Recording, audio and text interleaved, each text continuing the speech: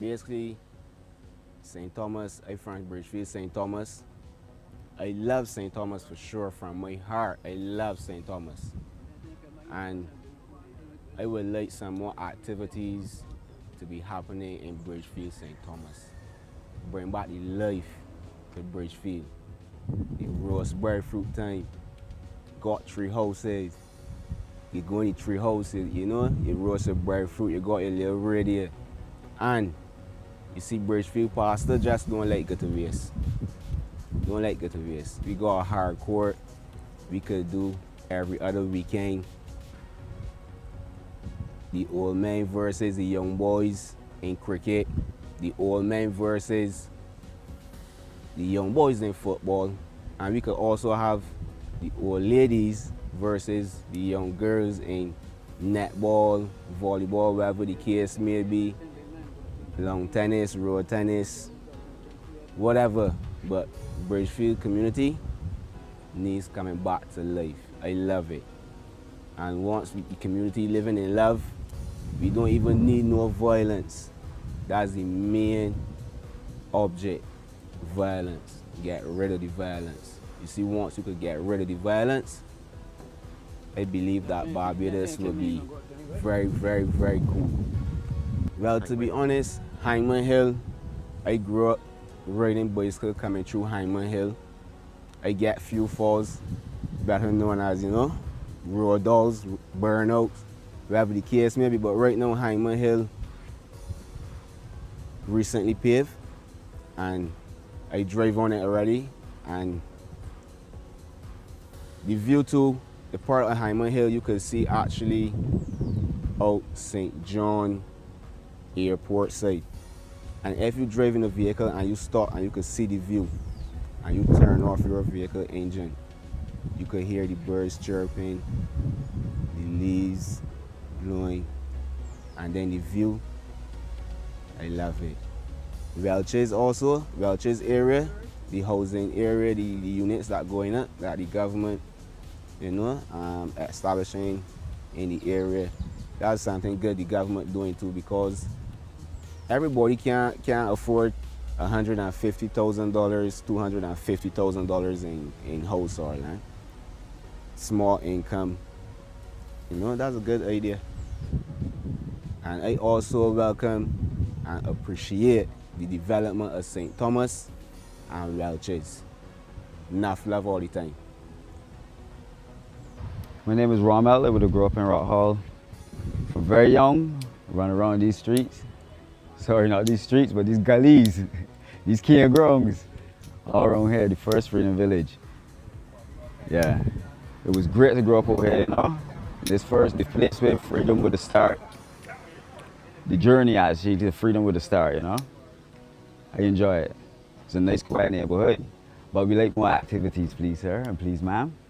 We would like to see more activities continue. We want to see some Zumba out there sometimes. You know, I want to come and see some Zumba out there on a nice big platform. Some more poetry, some more culture, some more singing, some more dancing, you know, all them things I would like to see some more of it. You know, the place is a real nice neighborhood.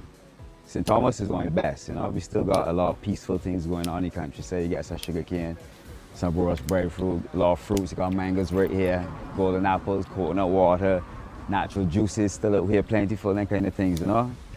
But we need some more culture. Bring it through. Hi, I'm Chef Adrian Combach. I'm from Warren's Terrace in St. Thomas. And some ideas I would like for St. Thomas is a water park. Because we know St. Thomas doesn't have any beaches, but we have lots of open land and lots of natural springs found in St. Thomas that could be utilized too as well to have a fun water park for locals and tourists alike when they land to Barbados. Also, I would also love to have a cooking school for kids and adults in St. Thomas, centrally located, that everyone could participate and everyone could learn to cook. You don't have to become a chef, but we all got to eat, and we all someday have to learn to cook and survive. So those are 2 of my main ideas that I would love to see for St. Thomas. In Warrens, a lot of development is happening. There's a new mall going up in Welches.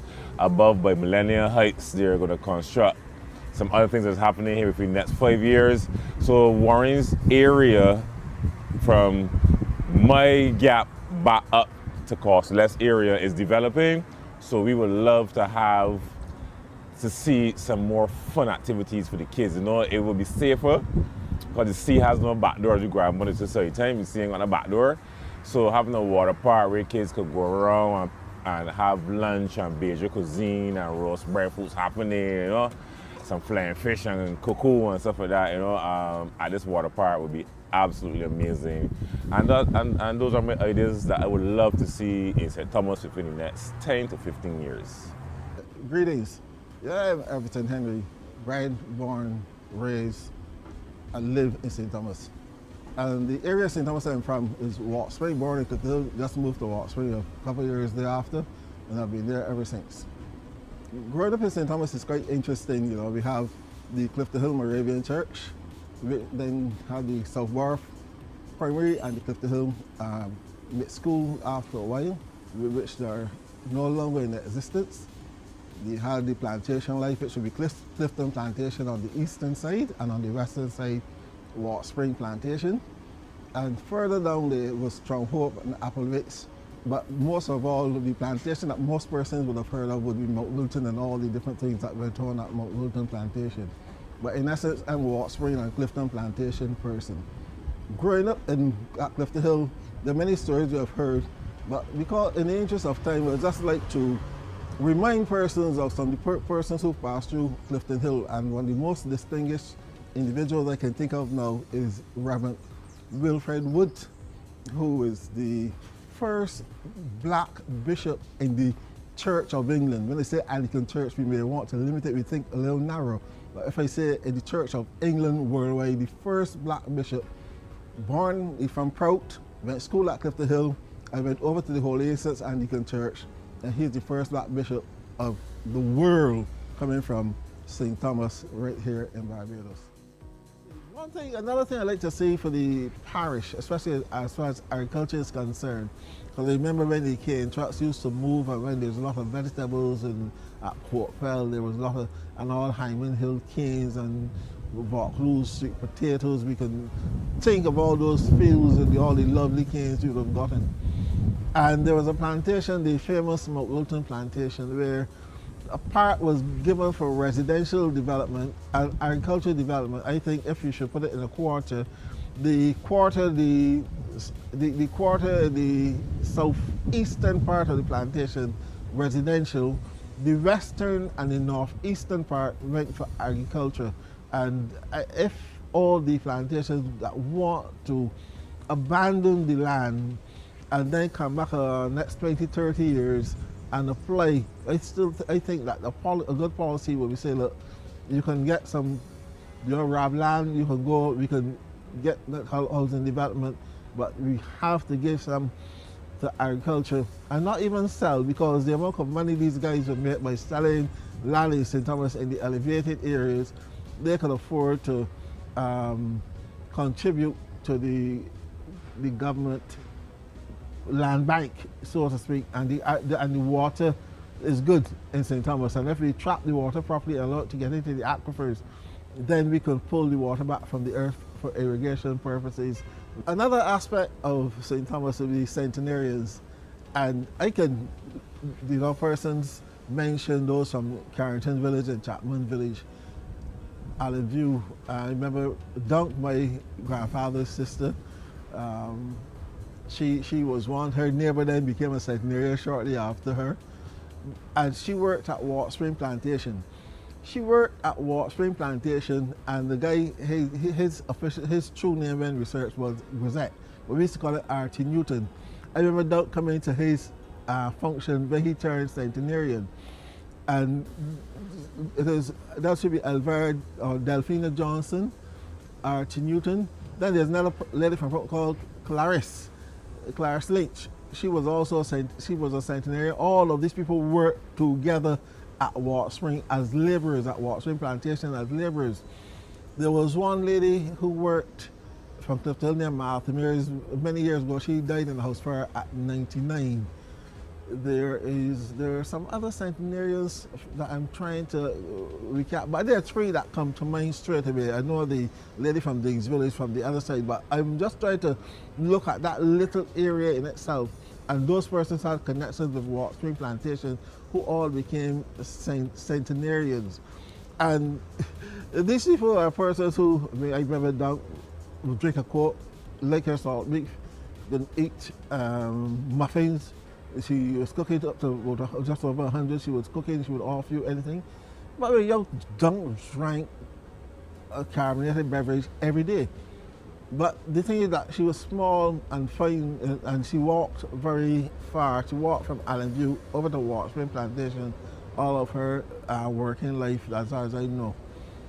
And Clarice also, Clarice, she did some farm work and RT. But there's somebody else there that I'm missing. Oh, there's a lady from Clifton. She didn't work at Washington. She worked at Clifton Valley. She was a Leacock. She also was another centenarian from the area.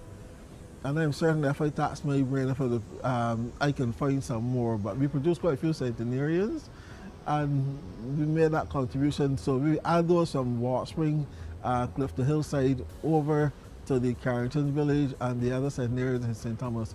We have quite a few. We have produced quite a few centenarians, and these are persons who work really hard, and all of them had children, as far as I know.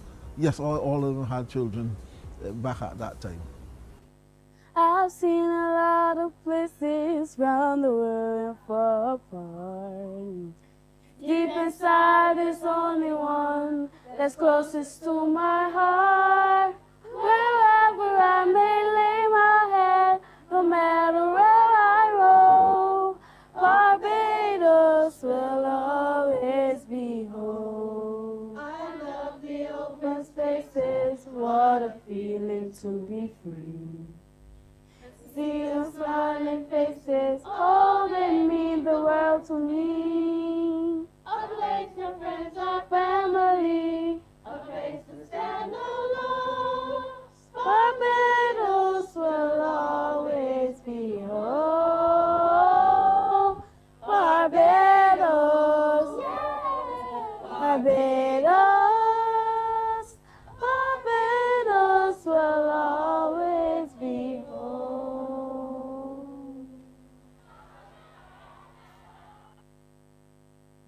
Hello, good night. Good night, everyone. I just want to welcome you all to the Ideas Forum St. Thomas edition. I'd like to first welcome the Prime Minister acting, the Honorable Cynthia Bradshaw, as well as the MP for the area, MP Ford. Also want to say a special good night to the Minister of Culture. We see in our presence. Good night, Minister. Members of the media, especially members, residents of St. Thomas, welcome tonight. As Mr. Morris said, we are here to hear your ideas, your solutions on how we can make this great parish better, and by extension, Barbados. And so, with my co-host Tahir as well, I'd like to welcome you, the first speaker to the microphone. I see we have a Tyrell Giles to deliver some of the ideas. Tyrell, the microphone is just to your left, so all yours.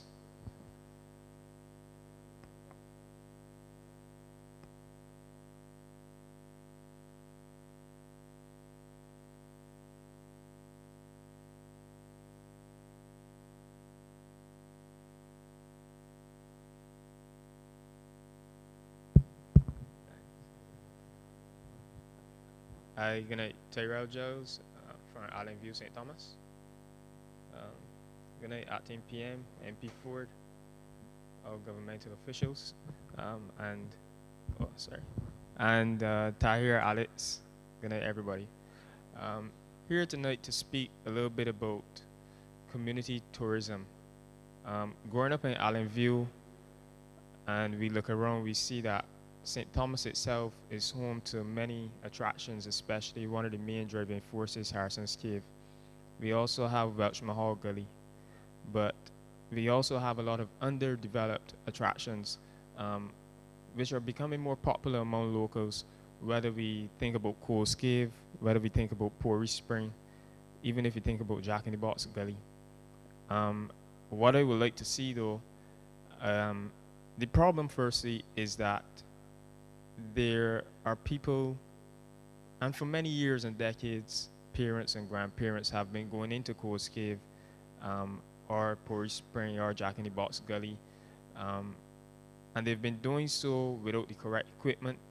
People have been stuck. We've heard the horror stories, but I think that now is a good time to act and develop these products as community tourism products, so that the locals who've been going into these areas and know them like the back of their hands can now be part of the management and development of such, so that a simple Google search will show that people are charging for Coles Cave tours. But this now puts things in place that we train them, that they have the correct equipment, that they have the emergency response training and what's not, that when they do go into the cave or the Porridge Spring or Jack in the Box Gully, that they know what they're doing, one, and everybody is secure. So I just think that we should develop these community tourism products in St. Thomas a little more, now more than ever.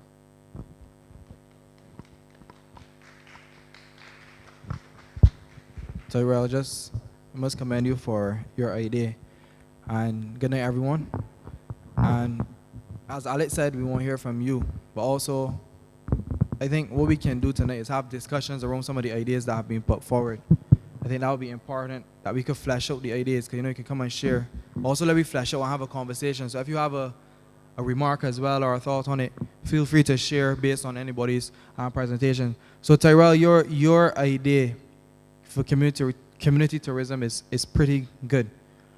Who would you say would be the stakeholders responsible for executing this project? One, should it be a community-based organization, community-based business, then funnel to the BTMI? How do you see this being fleshed out? Because I want for us to go forward on these ideas and practically build them out into a way that it could be easily executable. Yeah, thanks, Tahir. So what I would say is that I go into detail in tomorrow's paper, but for now I would say that it should be, yeah. for now I would say that it should start community-based, as in community-based ideas, the guys who actually go into the caves now, the guys who actually go to Porridge Spring. I mean, people all over the island come to St. Thomas to utilize the spring and the cave. But I would say that just like how the staff at Harrison's Cave undergo over 30 plus hours of international training, hardcore training before they can touch a zip line and before anyone else can cross that zip line, that the same is done before you can take anyone into that cave. Because I have family that have been stuck in the cave before. I've heard the horror stories of the fire trucks and the police and everything coming to do searches in the cave, and we really don't want visitors especially coming to do these activities and having those same horror stories. So I think that it starts with the will of the community, and then tapping into BTMI, BHTA to execute the training and the promotion of such, so that it reaches a point that the community can then manage it itself. That's lovely. And I like how you made the point on the will of the community. So it's essentially, perhaps that's an idea you could come up with as a possible business. You understand? I don't think BTMI is gonna do the training to the persons that already go down into the cave, because they know it better than anybody else. They should be training us to then execute. So I really like it. So if anybody has any thoughts, that you can come and share after as well. Alex, any feedback? Yeah, thanks, Tahir, and thanks a lot for that, Tyrell. I think you raised a really important point, which sometimes we kind of forget when we're discussing ecotourism, is that sometimes what we have here in Barbados isn't just for the tourists. There are a lot of people in Barbados who don't know some of the ins and outs of St. Thomas, and some of the gullies, and some of the wonder, the splendor that's available. You know, I always remark when anybody comes to Barbados, or anytime I go in for a drive, I will take them some places, and I show them some things. They say, but I never know Barbados had that. You know, so I think this is an opportunity for us as well to develop an appreciation for the natural heritage of Barbados. And so, Tyrell, I really want to salute you for that idea. I'm going to look for the article in the paper tomorrow, take a look at it. And therefore, then the business ideas to come, you know. I think we discussed it at a past ideas forum. Sometimes the people from the area know better than anybody else what the area needs. And sometimes that's an opportunity for someone to start a business. So, again, if there are any other ideas that come out of a spin of this, I think we have. Good night. Come to the microphone, please. Or we'll get a wireless. Okay, I just asked if you could come to the microphone quickly, please. Greatly appreciate it. And I'd like to also welcome Minister Jordan, who just joined us. So good night to you, sir. Hi. No, I just had a question related to your idea. You just state your name for me, please. Oh, sorry, Carla Daniel. Thank you, Carla. Right. So the question was with regards to the practicality, because right now as it stands, Coles Cave is open.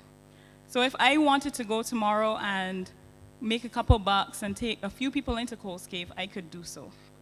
When you begin to place limitations, so maybe tell people that they have to register, or they have to become licensed, they have to undergo this training, you are essentially limiting the current activities that are occurring. And so at the moment, right, anybody could go without any restrictions, without having to go through the expense, perhaps, of purchasing equipment or doing training.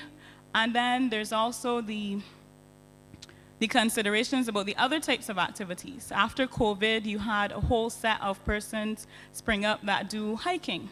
And there are tons of hiking tours all over. And I can't necessarily say that some of our gullies are any safer than Coles Cave, for example. So when you take it out of St. Thomas and away from Coles Cave and Pori Spring to the wider Barbados and to the kind of unofficial tours that are ongoing both for locals and tourists, then how does that impact the bottom line? And are we going to be seen as constraining persons who are trying to make a living or who are trying to kind of get into that community tourism and local tourism and stop them from earning their dollar? No, I mean, I think it's an amazing idea in terms of safety and all of that, but with regards to the persons who are currently in it and doing it now and persons looking to get into it, how do you get over the hurdle of being seen to be constraining what is, I wouldn't say a free-for-all, but what is currently an open opportunity?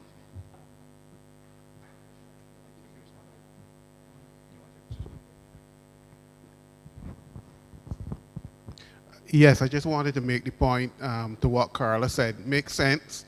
And you don't want to appear to be limited individuals, but if I were the one asked the question, my first concern would be liability. If you are taking people on tours, you may be getting out in terms of opportunity. But if one of those people happen to get hurt under your watch, what is your capacity to handle a lawsuit? What's the country's capacity to handle the negative fallout? So all sides have to be considered because it is a little more complex than just helping out the small fella.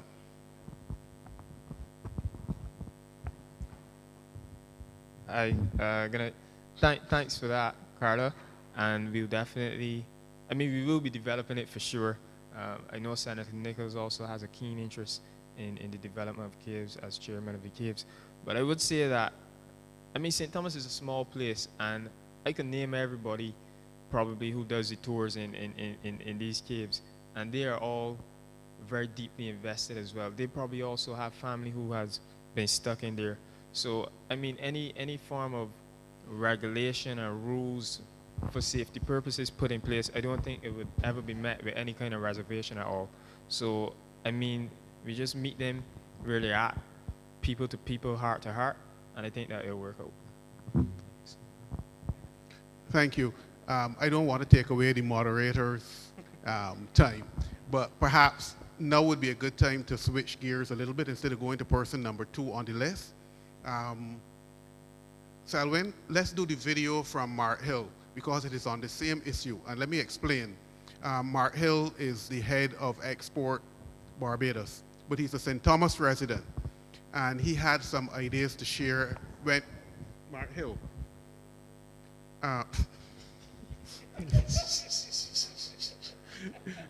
Yes, he had some ideas to share last week, but because we had to postpone, and now he's overseas on government business, so I asked him to put it together in a video. So you'll get the video now to see what his ideas were and how they fit into what was just said. Good evening, ladies and gentlemen. We are here at the grandfather of gullies, Jack in the Box Gully. This gully was formed thousands of years ago when there was a clave that collapsed and created the formation of this particular gully. But while we may be seeing this just as another space where many people come and just dump garbage, this is a part of the Barbados critical ecosystem, part of our biodiversity. In fact, what we refer to this as is part of what we call our natural capital. So to the same extent that we have Harrison Cave that is generating a significant level of economic activity, the pitch that I want to make is for us to look at how our gullies in St. Thomas can begin to create significant economic activity. Now, St. Thomas has one of the largest networks of gullies alongside St. George. But the beautiful thing about the St. Thomas Gully is that it runs from St. Thomas all the way right down to Bridgetown.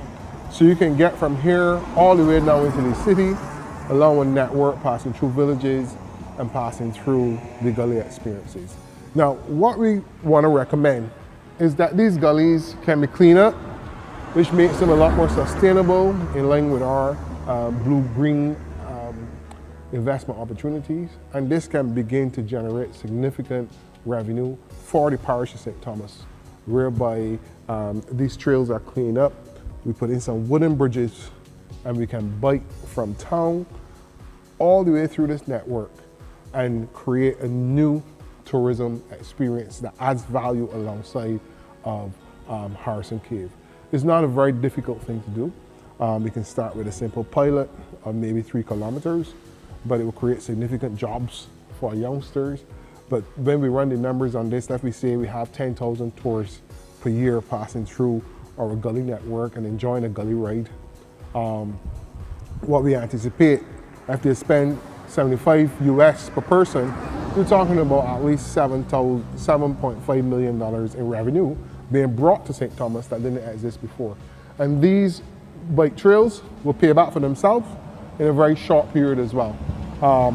2, it brings a lot of persons who want to commute by bike off the road and they get them from point A to point B. So it's a matter of how we design the network and make it very interesting and exciting, not only for locals, but also for visitors as well. So we know we have a number of people that hike right now through these gullies. Right now we're sitting on a bridge here at Jack in the Box, so you can actually ride right through and continue up the network.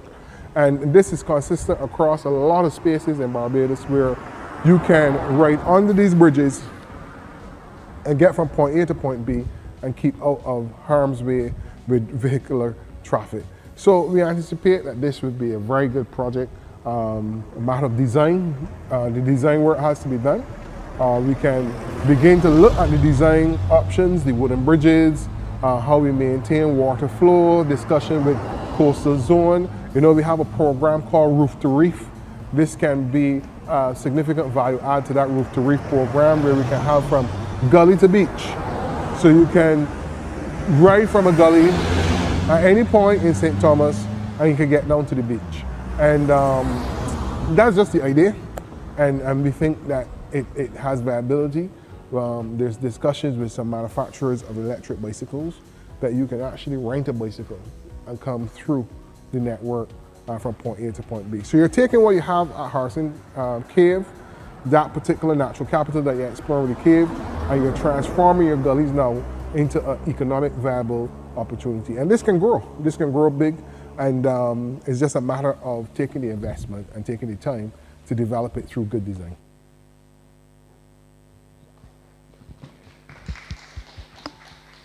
I really appreciate the ideas shared by CEO Hill in that video. I think he opened a proverbial can of worms in terms of ideas that we could discuss tonight. A can of gullies, my co-host says. I'd like to acknowledge Minister Ford. Right on time, we were talking about the environment as well, so thank you. But before we move on to the next speaker, like I said, Mark really shared a lot of ideas in terms of how we could develop and start to get some appreciation for St. Thomas and its natural aspect. So just based on his conversations, I don't know if there's anyone else here that would just like to kind of bounce or reflect off of that. Minister?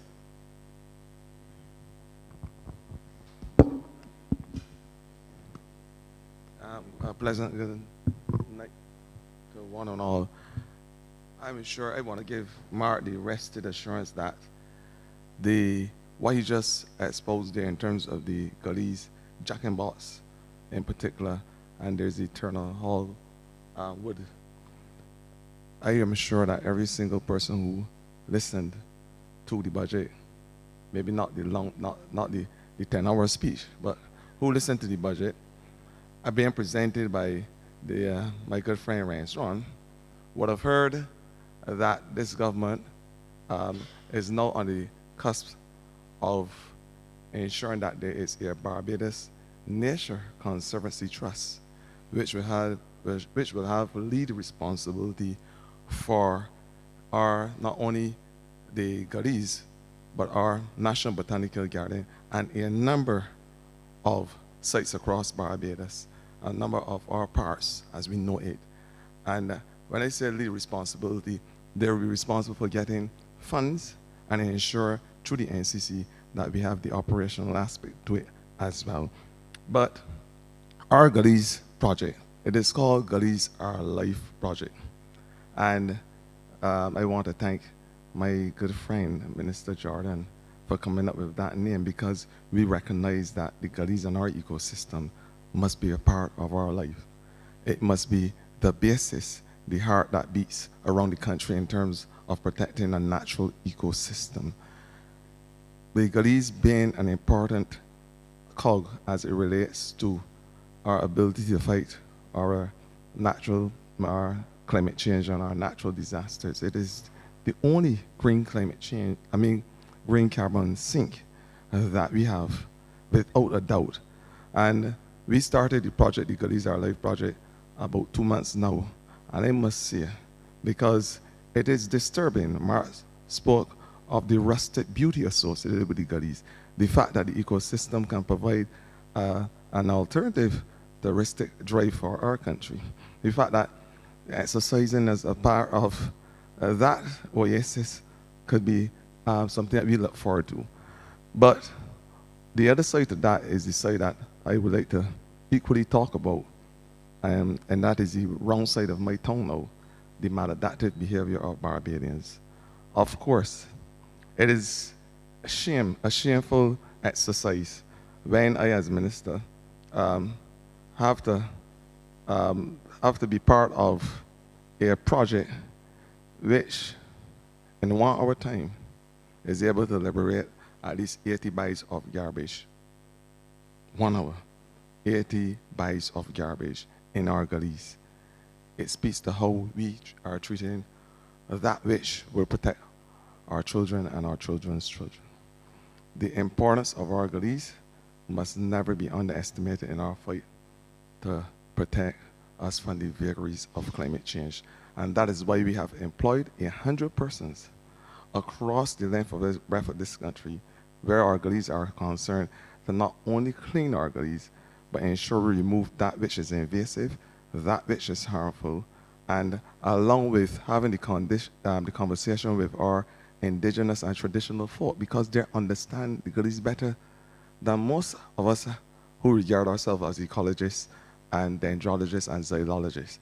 They understand it, and we have to have an appreciation to bring them on board as part of the conversation. So what we said is that we invite the communities around the area to be able to have the conversation with us so that we can plant, rehabilitate these gullies, and allow them to now not only be enjoyed by our locals, which is important, but equally provide another avenue where our tourists will come and enjoy beautiful Barbados.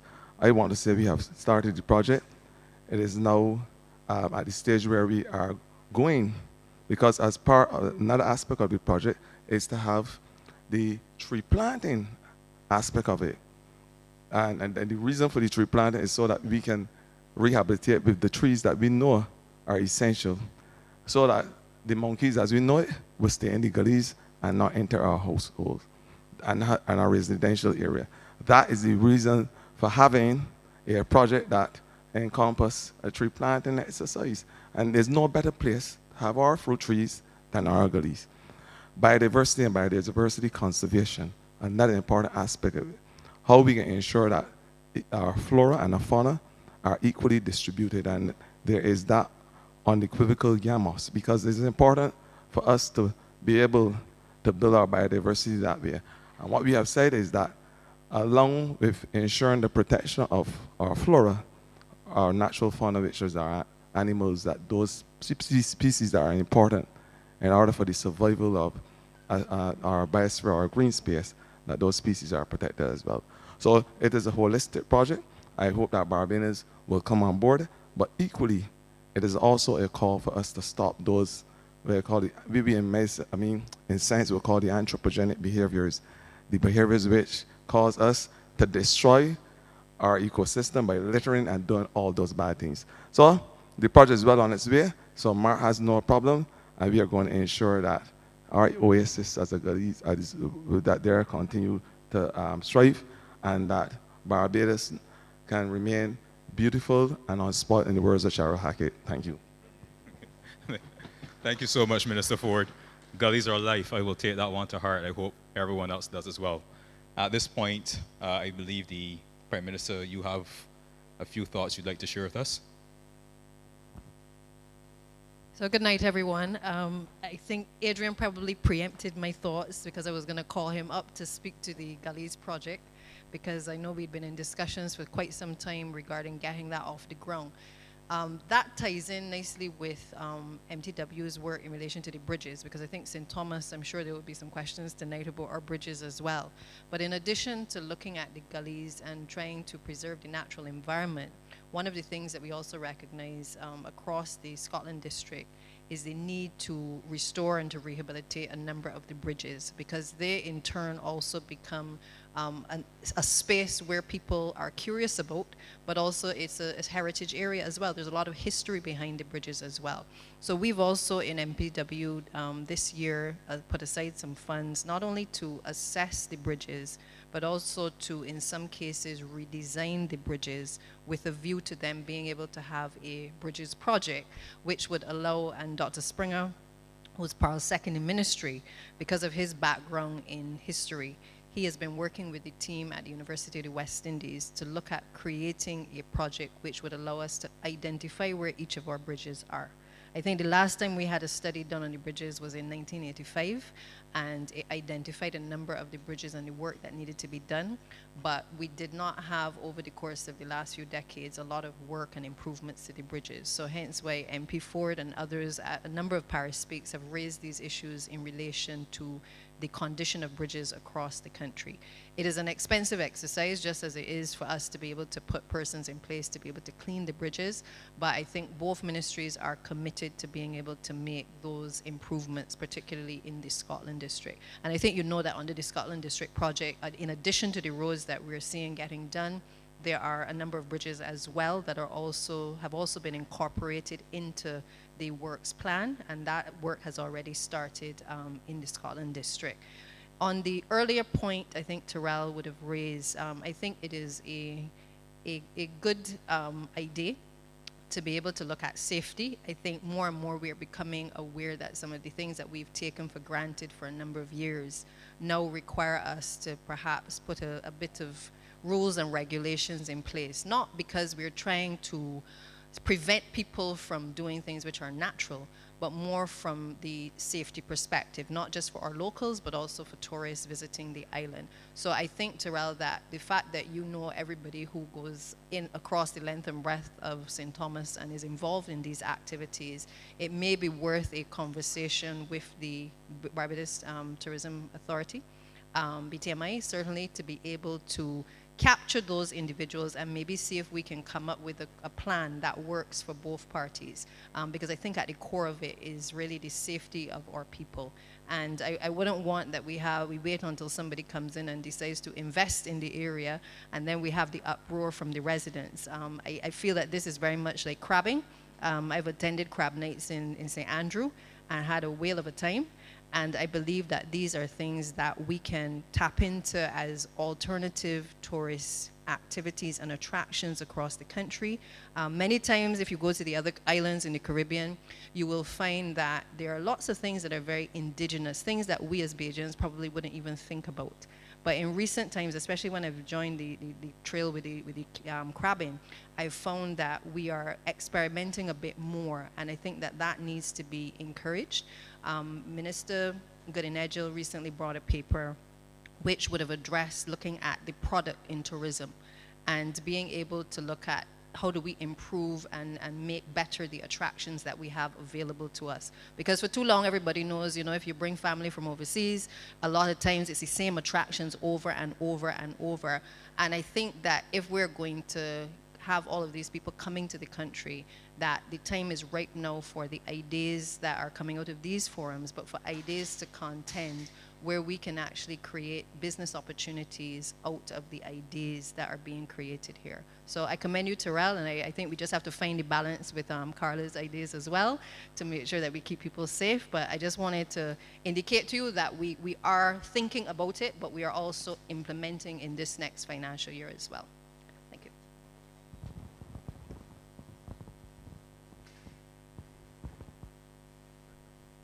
The conversation is certainly flowing, and you see how many ideas come from one idea. And as we said, Terrell, you're getting it fleshed out already, coming from different perspectives, and that's the important thing as we have these conversations. The next person I'm going to ask to come to the mic is Mr. Dwight Scott. Just remind us to say where you're from and go straight in. Please give him a round of applause. The energy a bit low tonight. And the rain. All right, good night, everyone. My name is Dwight Scott. I'm from Erie Court, St. Thomas. The idea I have tonight is more agricultural side, yeah? Where is that? If you realize in most constituencies, you're always hearing people saying they want. But in St. Thomas, we're industrious. So if you go at any household in rural St. Thomas, where I'm from, you can either find chickens in the yard, pigs, I'm a pig farmer, ducks, rabbits, anything that is a major meal. So my thing is that instead of like, yes, we got the Ministry of Agriculture and then got all of these things going on, but it ain't really benefiting the people that making it happen, if I could say this, right? So my thing first is that we get a consortium or something and come and we find out who got pigs, who got chickens, who got rabbits, who got whatever, vegetables as well. But then we find a marketplace in St. Thomas. Where is that? Everything that you want that is Barbadian, you can find it at this spot in St. Thomas.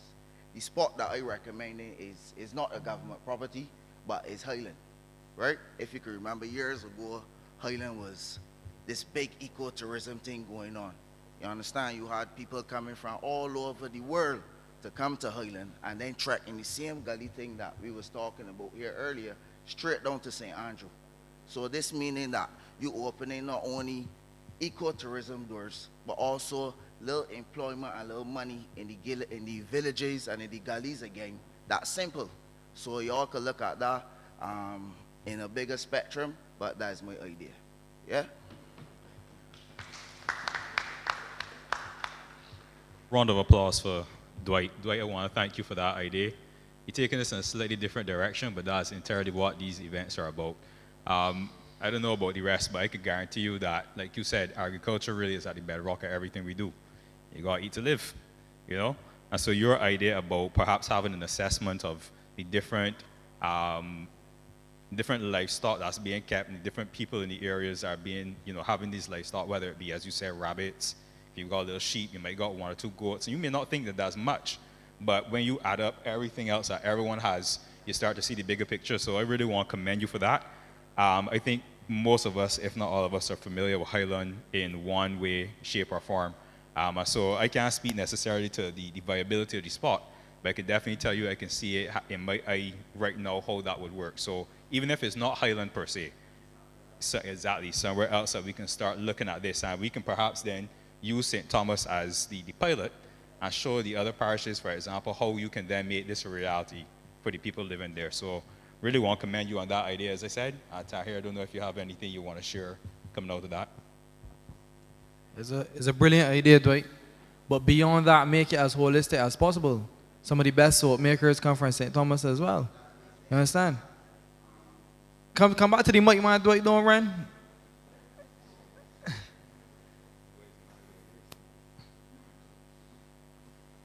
What he's saying is that it not only have to be an agricultural product, whatever that is being produced or even thought of in St. Thomas, we should have a spot that this is what St. Thomas got to offer. We don't ask so much. If you see there's got these forums, people just come in here and ask for a road. The boy don't ask for a job or anything like that. We just come and ask for infrastructure. You understand? Because as I said before, we industrious. We can look for what we want for ourselves. You understand? So this here now, for provide now something for a youngster that saying no on the block now saying my mother got 2 chickens and I can put 5 in there. Cause I know Saturday they got the thing down there that I could get my thing sell. So it's like, as I say, it's a broader like this jumped me, which is that I thought it was another forum, so that ain't the forum that this is, so I come with this forum, which is that this can more better my constituency, which is that everybody would get same, but still everybody could come to St. Thomas now and see where St. Thomas got this for true. Or St. Thomas, like, let them see what he is. You understand? And to me, St. Thomas is the heartbeat of Barbados. You understand? And it's like, we gotta start treating it as such. Dwight, before you go, I have a question though. You know, Highland, obviously you said is private property. Yeah. If there's another area, one in St. Thomas that you would choose, or would say were ideal to run as, let's say, perhaps a pilot before you move to Highland, because you want to get right before you go big. You start small and grow. Where would be that other area? Start small. It can't start small one place. You will go spread it out, which is that 1 week you will go for instance, at Bridgefield. Next week you will go at Content. Then you go at Holy Innocent. All of these things is that government already put there already, which is that you don't have to come and actually buy something, buy a place or whatever. But what I mean is that you will see the pilot and see whether this is something that could work, and then it could be like St. Thomas got the oysters, which is again everybody's got oysters for fish. And I might tell you he's a pig farmer, so everybody got kind of St. Thomas for pork. You understand what I'm saying? So that's my point. So Dwight, I really like how you think, you know. So what's stopping the businesses from going forward on this venture? Because at the end of the day, you know, is like, you got to remember in farming, everybody's come and you hear the Ministry of Agriculture come and say these things and say these things. But actually when you're on the ground, farming is the roughest thing to be in. You understand? Today, you could got, for me, I lost some pigs earlier this year. So I could tell you what he's saying. I had looking at 80 grand in pigs. I get a loss, I end up with 15 grand. You understand? The boy don't write this down in the book and say, this is what can happen. So certain people can look at it and run away from it. But if you got these avenues like what you bring in now, even if you got 2 pigs or 2 chickens, you got somewhere to sell them. You don't go fight with the big boys. We got it in St. Thomas. So St. Thomas will work with St. Thomas. But I don't think you understand my question. The question is what's stopping you or any other business person from going forward on this venture? All right, I tried to acquire Highland myself. All right. When I tried to acquire Highland, it was them ain't seeing it, which is it had belong, not had belong. Santours used to rent it before. I mean on the front of. But I tell you what you saying. On the front of the smaller buildings. But I step forward as to create this space for everybody. This is what you're trying to show, because everybody don't think like outside the box. Sometimes like it's take one person to think this, then like you could come together with everybody. But what I was trying to do was to acquire Highland for myself. Whereas that if I got 5 people in my neighborhood, they ain't gonna pay me nothing. But I will promote, I will set up everything, the infrastructure, everything, and bring everybody. So from there, obviously, you get a free ride. So if you get a free ride, it can't stop you because everybody don't got the mindset to make it happen. So somebody that's got to step forward to make everybody follow. You understand? So that is it there. No, Dwight, I really want to again give you a round of applause and acknowledge your ideas. And don't go too far in the end because we got your information. I just think your passion, and I could tell that obviously you know what you're talking about. I think we can need to keep in contact so that some of the ideas you got, we can start to make these things reality. So really appreciate that. At this time, I want to invite Senator Nichols. I see you down to speak, so the mic is all yours.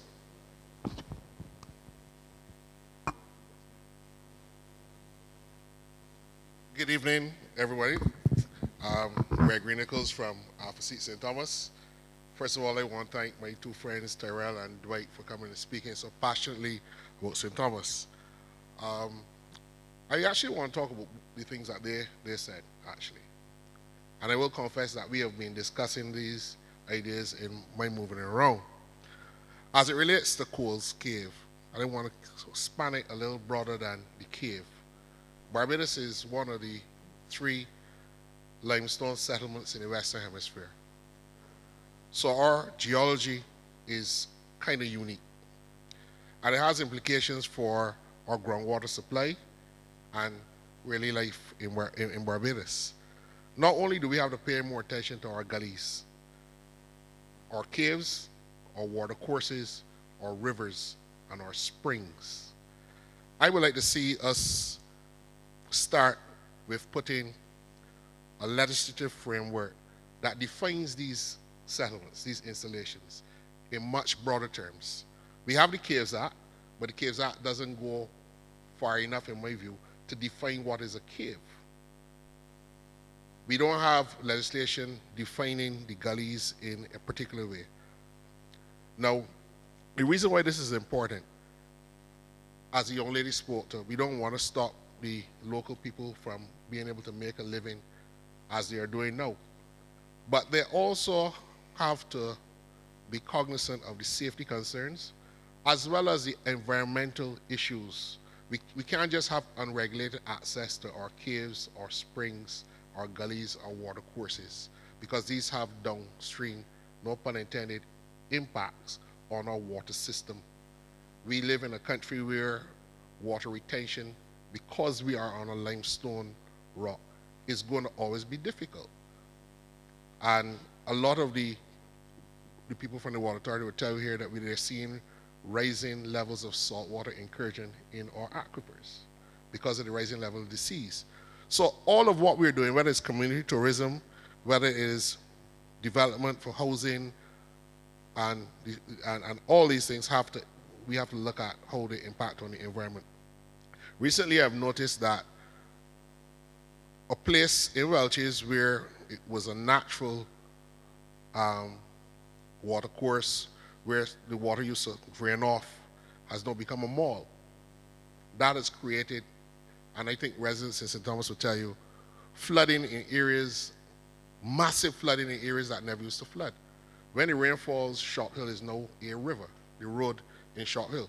Jackson, that never used to flood before, is flooding.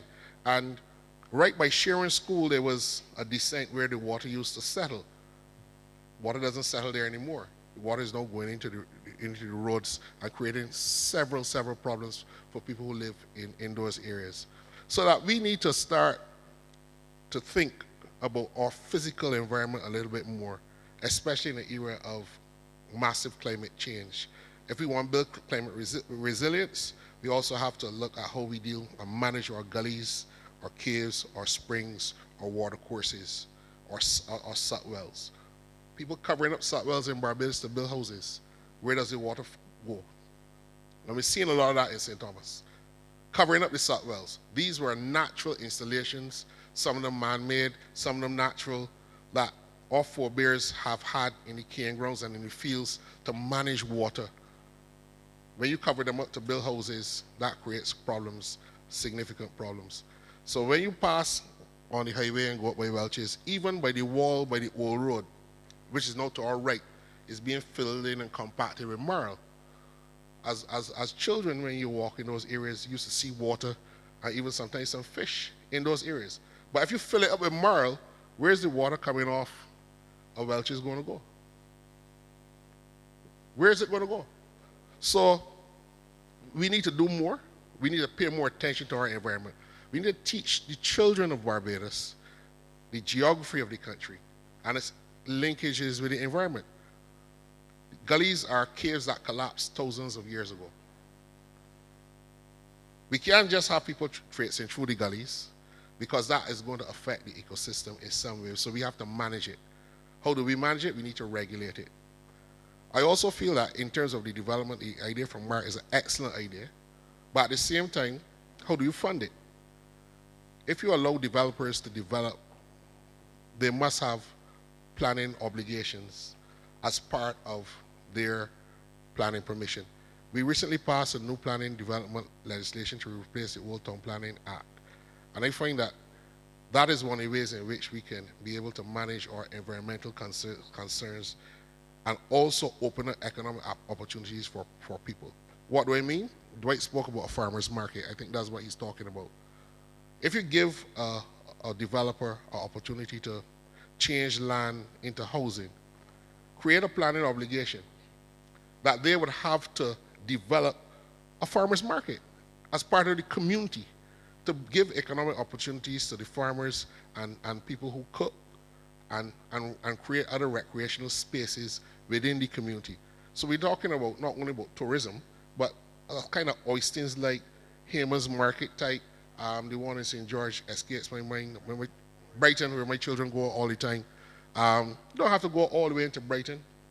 That's a space where people can sell food, the local Barbadian cuisine, and we have a place in Barbados. I would like to see St. Thomas be, for what oysters is for fish, St. Thomas should be for chicken and pork and authentic Barbadian cuisine. So we need to create those spaces. And how you can fund these spaces? Create planning obligations for developers. And they don't have to be developing in a particular area. Because if somebody's wants to build a large hotel or something like that, give them an obligation that they have to buy X amount of local produce from the farmers in the communities around the development. They can't escape it. Rather than giving them a tax incentive, so to incentivize them under the Tourism Development Act, let us expand the categories for incentives so that if you put in infrastructure, it could be even a sporting club, develop a playing field, develop a swimming pool to teach young people how to swim, and those things. Use the legislation, the legal framework to create obligations for people who want to develop and invest in Barbados, to build out economic opportunities for people who live in the communities so that they can sustain themselves from one generation to the next. In relation to what Tyrell has said, I strongly endorse us looking at the Coles Cave as a natural attraction. It is not as simple as some people think. To get into Coles Cave requires some skill and dexterity and some proper equipment. If you go on the internet right now, you see people advertising how you can get into Coles Cave, and they're charging. I believe that our caves, our rivers, we have the issue down in Joe's River. I'm not speaking about that because I was before the court and I represent the residents in St. Joseph down there. And our springs cannot, should not, and should never be owned by any one person. These are too important for our livelihood and for generations to come. Somebody can't own a spring. So that we need to start looking at ways in which we create these as a zone within the National Heritage Park. And I want to see the Ministry of the Environment and the powers that be start treating the National Heritage Park in Barbados much more seriously, so that somebody can't come and say, well, I bought the land where this river or this spring is, and exclude the residents and other people from accessing them. These are things that are very, very critical for our environment and for our livelihood. Pori Spring is another area that can be developed, but at the same time, it is not being developed for tourism per se or community tourism. Spring water is an important resource for the country. As I said, we are a limestone settlement. Water coming naturally out of the earth cannot be owned by one person, even although they own the land. So that we need, the same way we have to redefine the caves, how for many years we have been able to work with the community in Allenview and the surrounding areas. We have Harson's Cave as the primary natural and national attraction in Barbados. We need to start looking at how we treat to our springs, our rivers, and our groundwater installations and our gullies. Thank you. Thank you very much, Senator Nichols. I think you're on cue when you raise some of the points as it relates to the need to pay more attention to our environment. I think that takes a whole of country approach. So it's not necessarily just government in terms of policy, it's for everybody to play their part. So the ones living upstream, as you said, probably downstream as well. This is a holistic approach as well. Excuse me, you just come to the microphone. I like how you are willing to offer your insights as well based on what you've heard. Please, your name, please. Hi, I'm Matthew Downey. I'm from King Garden Heights. I just had a bit of an addition based on your comment on infrastructure and the way we've been treating our infrastructure with the flooding and all these recent problems. I do have a suggestion whereas we just try to add in some environmental impact statements and environmental impact studies as we're doing these infrastructural upgrades. So for example, I actually just was taking notes, so I have to bring this. With our infrastructural upgrades for our roads, for example, we should, in my opinion, just to boost our climate resilience, bring about some subterranean power, subterranean sewage, subterranean wastewater management, all of that. Move it underground to improve it in terms of our climate. Just prevent additional damage in the event of hurricanes that we're getting more commonly, things like that. And with respect to the work sites, as we all know, we're seeing more flooding because of extreme buildup and stuff like that. But I think we should add natural canals, just build on our natural canals and allow improved canals to flow through our work sites that really will still maintain the water flow and keep that natural water flow and those natural water courses, but don't prevent work from being done to build up. So really, in essence, environmental impact statements, sources, whatever you want to call them, just to build your infrastructure around those natural canals to allow the water flow to continue to flow while also allowing development. Thank you. We give a round of applause to Matthew. Matthew, I want to thank you for taking the initiative to come up and share your ideas. It's always good to see young people being so eager and passionate about certain topics. So I take your points, and you raised some that would not have crossed my mind, but again, that is the whole nature of the forum. I like your idea of these subterranean systems for the different utilities. I'm not an expert in the area, but I must assume that there's somebody in here who could take that idea and think deeper on it and tell me if that's feasible, how we can make it work, or so on. So again, I just want to thank you for that. I'd like at this point, I'd like to welcome our Minister of Educational Transformation, Minister Blackman. Thank you. Sorry. And as well, Minister Abrams, I'm told that you are present. Thank you. Welcome tonight to St. Thomas as well. I'd like to, at this point, to welcome the next speaker, Mr. Kevin Henry.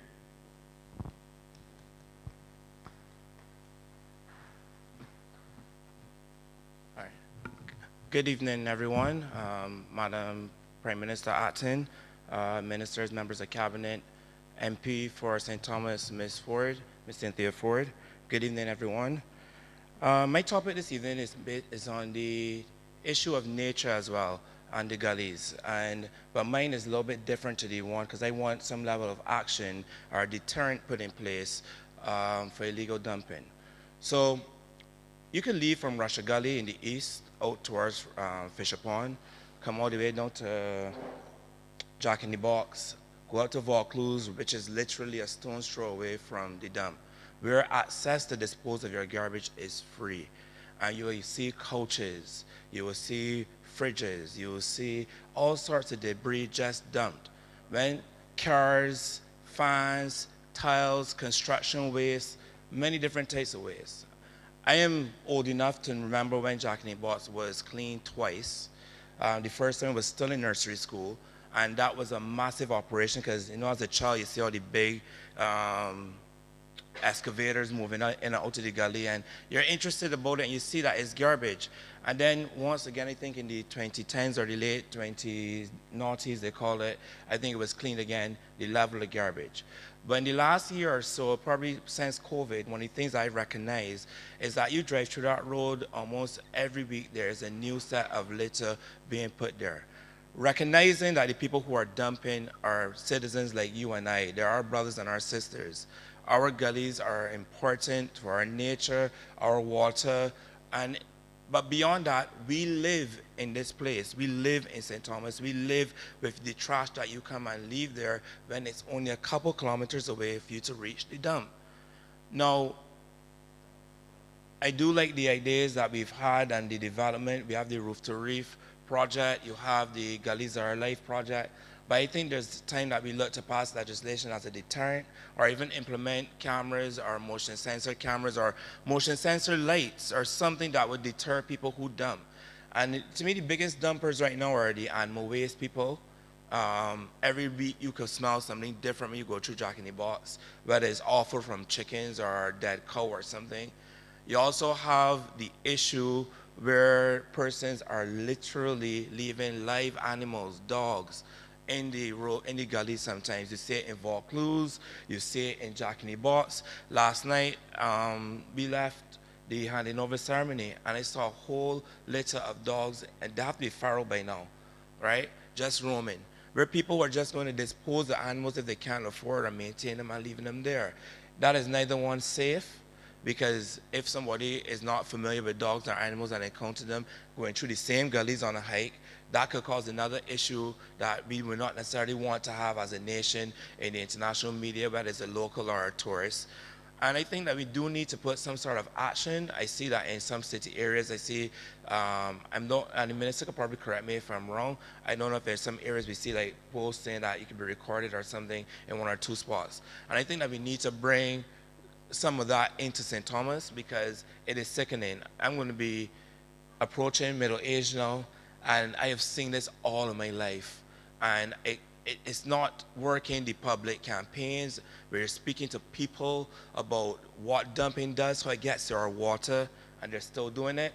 And the residents of St. Thomas, we have to live with the scent and the visible trash that people dispose of. So we would like to see, I would like to propose that we put some either motion sensor lights or some motion sensor cameras, or both in a place, and then prosecute those persons who dump illegally. Let's actually follow it up, so then that people would then be, with the practice of dumping would stop, and then that would then give the opportunity for the gullies and the environment to breathe, and the residents and the tourists and everybody to have a good chance. All right. My second point, all right, my second idea, I didn't know if you want to discuss that first? Yeah, I just wanted to discuss that. First, thanks again, Kevin, for sharing your thoughts. Okay, I think the Minister of Environment just wants to respond quickly. I want to, first of all, ditto everything you said, Kevin, right? Yeah, Kevin, because your concern is the equal concern of every single Barbadian, and I believe those in earshot and earshot of your voice. I believe it because it is a problem that has bedeviled not only this administration, but every single administration, probably since Adam was a lad. And it speaks to who we are as a people. We, unfortunately, and I'm talking about government, those in the police service, those environmentalists, ecologists, those persons who have a natural concern for the environment, can't do it alone. That is the reality. It must speak to who we are as a people, the ethos that deals with how we think about our environment, the protection of that environment, and then equally how we train from the little child, those in the dawn, to our teenagers and our young adults as it relates to illegal disposing of refuse. That is a serious concern. And as you said, right in St. Thomas there is the dump, the landfills, which has been in operation for years, and effectively so. So it's not that difficult for persons to carry their garbage and place it in the legally prescribed place. Not that difficult at all, but yet still you find them dumping illegally. There is legislation under the Health Services nuisance regulation, which speaks to a fine of $5,000 or a summary conviction of, I should think, a year in prison. It could be subject to correction. But there is legislation there if persons are caught in the act. The difficulty is that it's easier for persons to take their cell phone and take pictures and videos of nefarious activities than to take a cell phone and a video, of course, of someone who is involved in illegal dumping of refuse in this country. That is the problem. And I spoke earlier to who we are as a people, and I'm saying these are the things that we should be using our cell phone to do, to record and then report. Because we in the Sanitation Service Authority, the manager under the same legislation has the authority to report and get the matter brought before the law courts. So I'm equally making an appeal to Barbadians to take out your cell phone and take the picture and report. That is one way. But what we will be seeking to do as a government, as we have started, is to have cameras put in a clandestine way, of course, because we cannot let persons know where these cameras are placed, because that would defeat the purpose. We have put a number of cameras across Barbados, and incidentally, where we put those cameras, those persons are no longer dumping. And this is the fight the continuous fight that we are involved in. That's why I'm asking every single Barbadian to get involved, because you must now be the eyes, and you must now be those advocates that we need in order to have this fight against illegal dumping, because it is really a continuous fight for each one of us if we are going to save our country. Because when we destroy that which Gregory spoke so passionately about, that you're now speaking about in terms of our gullies and our ecosystems, then expect more hurricane barrels. Expect more of the Hurricane 4, the Category 4 hurricanes in the month of June. The anomalies that we are faced with, expect more of the Elsas, the freak storms, because climate change is as real as day is night. So I'm saying we will continue to put our cameras, and when we catch the perpetrators, we will ensure that the legislation that is there is enforced. Thank you. Thank you as well, Minister Ford. I just wanted to add as well, as you were talking about the littering, the scourge that's littering at the same time, previous speakers are talking about the issues of flooding. And I don't know if everyone will know, but sometimes in many cases I've seen, when you have this level of littering and you think it's out of sight, out of mind, and when the rain starts to fall and the waters come down, you realize that a lot of the canals and so on just blocked up with a lot of trash.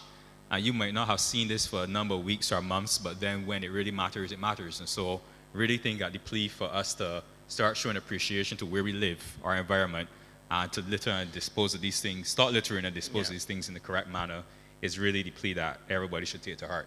Kevin, I think you have another contribution? Alex, before Kevin, in response to the minister. Okay. The erection of cameras, and the minister spoke to people being smart about it. You put up a camera, people dump somewhere else. But perhaps the answer is, and this is just my thought, my suggestion, maybe the answer is not to put the cameras where people dump.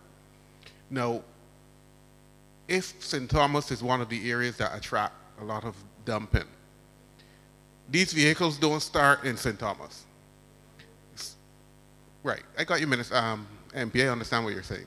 But if a vehicle passes, let's say, Redmond's Village, with 4 fridges on the back of it, and the cameras that are on the highway pick up that vehicle passing, it comes back on the return journey, and there's nothing on the back of the camera, on the back of the truck.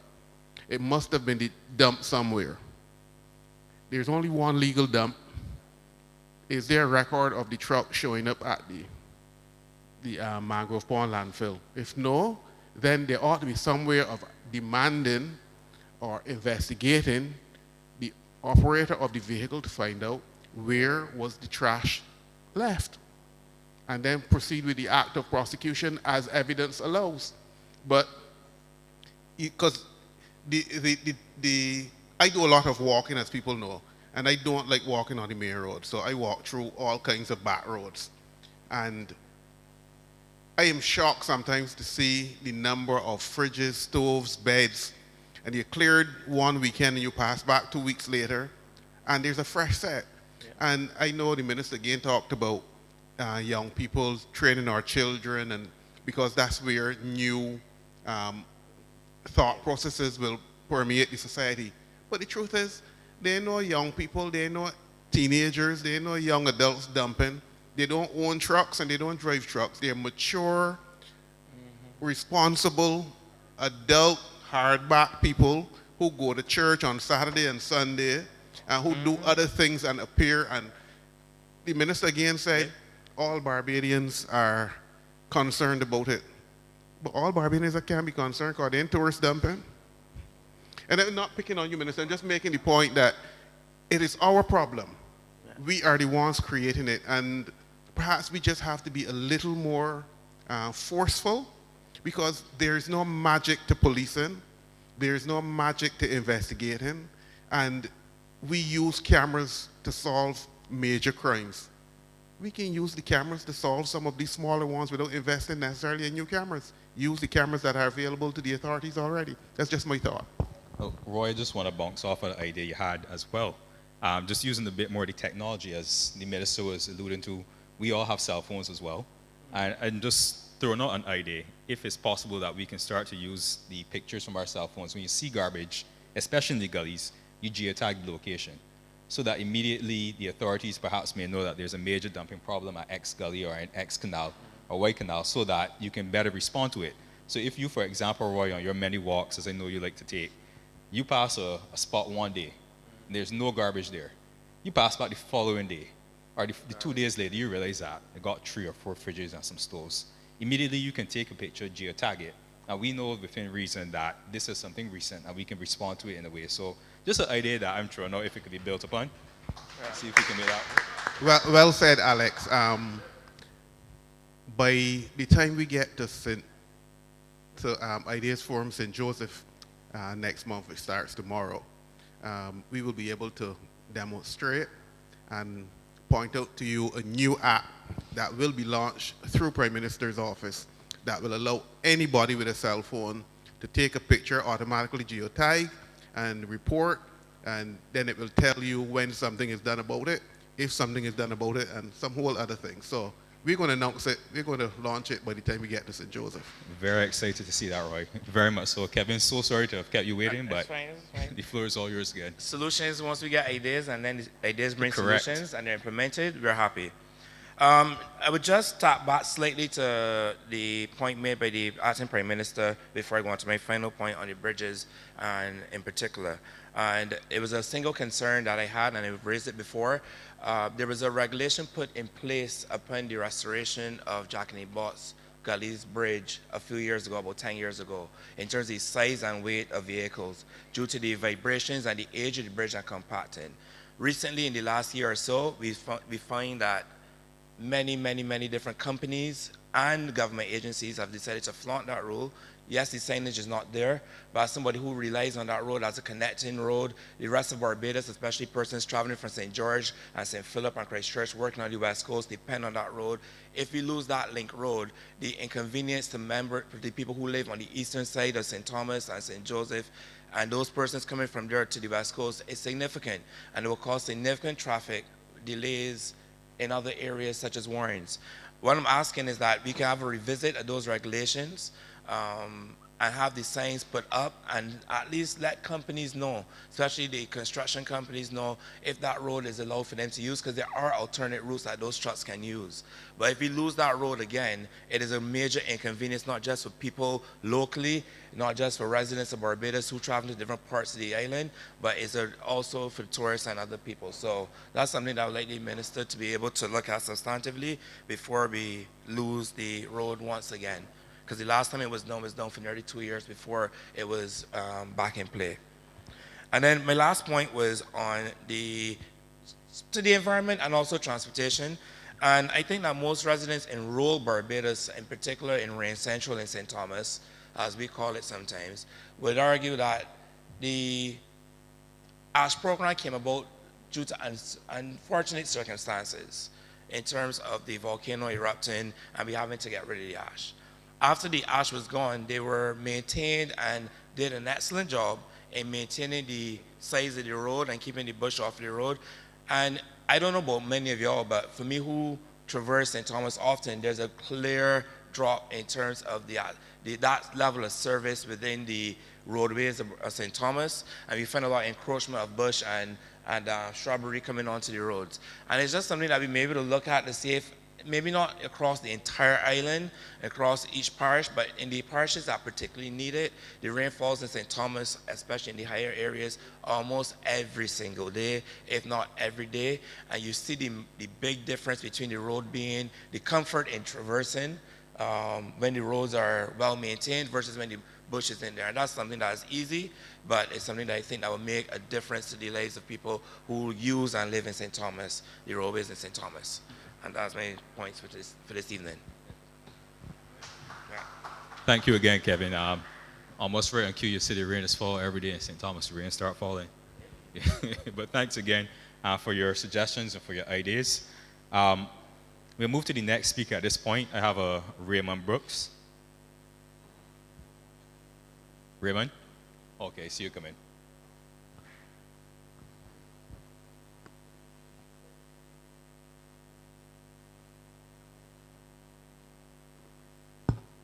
Good evening, panel. All right. First thing, I wanted to give you all the opportunity. Thank you for giving me the opportunity to come here and speak. I'm actually living in St. James, but I have land in St. Thomas, so I have an interest. What I want to speak about is harvesting a new way to harvest energy in Barbados. Actually, has anyone here ever heard of piezo technology? Spelled P-I-E-Z-O. You've heard about it?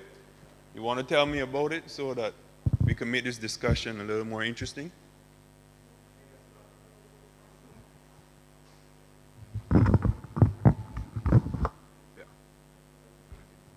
So piezoelectrics are specifically to do with electricity harvested from vibrational energy, correct?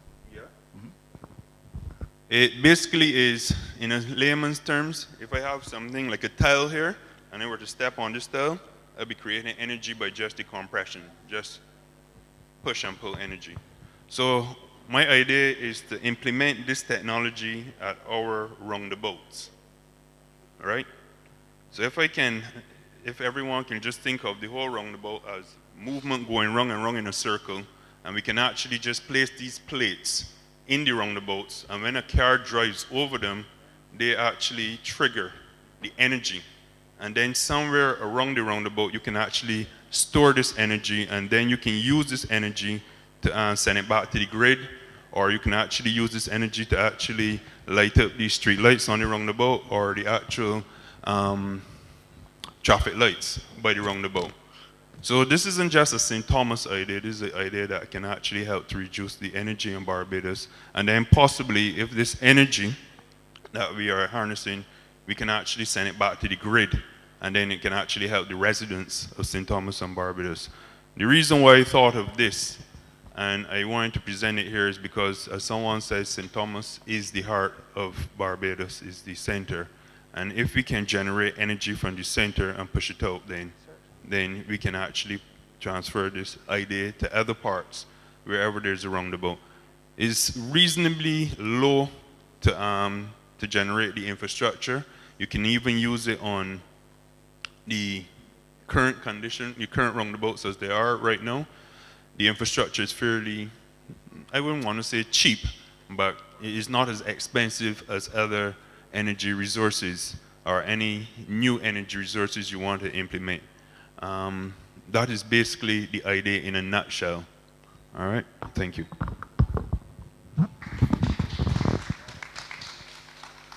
Raymond, just... Sorry. Raymond, can you identify anywhere the technology is in use? Well, when I was doing some research, the technology is used, it's used in a pacemaker. It's also used in printers. It's actually used in some cell phones. I actually thought that you can touch things on your cell phone screen and it triggers energy and it just triggers reaction. Yeah, that's the ones that come to mind where this is used, but this would have to be used at a large scale. Yeah, but I think it can work, and that can actually reduce how much energy we're putting into the streets and the roads of Barbados, where we can put that energy somewhere else and stuff like that. Any countries? No, well, the whole piezo technology is used in China and other Asian countries, right? Netherlands, right? But I haven't seen anybody integrate the technology into roundabouts. And roundabouts always have motion, right? Yeah. I really appreciate that idea. That's a very, very innovative idea. I think for most of us, it's probably the first time that we've heard about it. I think, Minister, yeah, you have something? Okay, you contribute? Thanks. Yeah, thank you. Very briefly, I think it's quite timely that you said that. Certainly from an educational point of view, the footprint of our educational infrastructure across the country is quite large in terms of schools, and the cost of education, of electricity, sorry, yearly is a major thing. And one of the challenges I would put out to you, since you seem to know a lot with the technology, is to perhaps not just work with education, but also our Ministry of Innovation, Science and Technology to see how perhaps on a phased basis it could work rolling out across our school system in the country. That's something that I would like to commit to with you. I haven't seen Minister Reid here. I know he had another engagement, but it's something that I think that we can build out. But equally, putting the challenge to our young scientists in our schools to help build out. One of the things that we have to also do is not just import technology, but use the skill set that we're trying to develop in our system to also build on existing technologies where it exists, and also to come up with new challenges as well, repositioning Barbados as a knowledge-based economy. So that's something that I think that could work. Of course, as you rightly said, there are cost implications for the technology as well, but if we can settle those things, I think it's something that can work once we can roll it out on a phased basis and see what it would require to go forward to do it. Thank you, Minister. I just have one more question for you, Raymond. Again, it's the first time, I'm being honest here, the first time I'm hearing about this technology. Yeah. But based on what you're saying, I'm envisioning that this can perhaps be used in high traffic areas, not necessarily limited to vehicular traffic, but foot traffic as well. Well, you are correct. And when I first thought of this, I thought of Warrens, the Warrens area, yeah, where there's constant traffic there. Okay, well, where my mind is taking me is if there's any areas we have where there's high foot traffic, where you have persons consistently walking to and from. You mean like Swan Street? For example. Yeah. Is there, perhaps we can look at using that technology to help power lights in the area, to help in terms of generate some electricity, because there's always foot traffic in these areas. So just, again, new to the technology, but just thinking it out. So appreciate you for sharing that. That's something I'll do a bit more research on. Equally, on that point, thinking sports related, a football field to power the lights at a football field. Yeah. But I really like to hear more on how much the investment may be that has to go into it. And I suspect it may be a lot of money based on what I'm seeing off of Google. Mm-hmm. But as Minister Blackman said, I think it's something that can be worth exploring because it's very innovative. Thank you. And there's so many ways that you can frame it.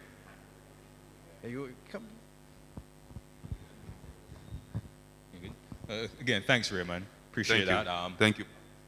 So these are the type of ideas that I really love to hear at the Ideas Forum, because you come here thinking you hear one thing or think you'll know what someone will bring, but they bring a very new idea to the table, which causes all of us then to think a bit more deeply on that. So thanks again, Raymond. Thank you. No worries.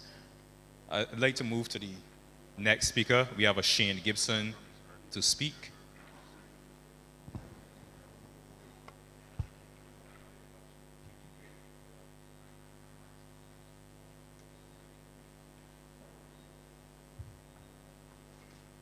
Hi, good evening. With protocol being observed, I just want to say a pleasant evening to everyone.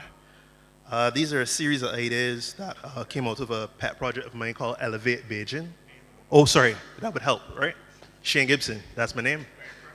From Welshman Hall Gully. I've been in St. Thomas for 6 years. Originally a St. Michael guy playing on my Lord's Hill, but St. Thomas has become a place of love, renewal for my family and myself.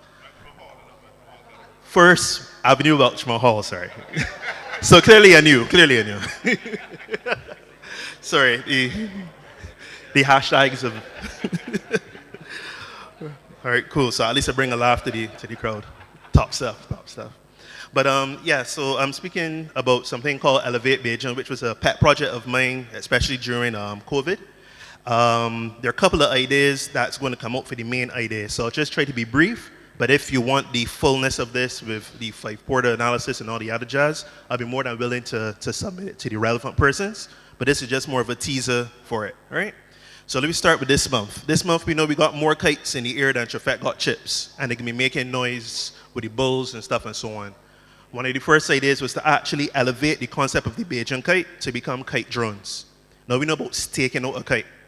But if you stake out the kite with a source and you use materials that are, I don't want to go fully into it, you use materials to substitute for the kite paper, such as fabric, solar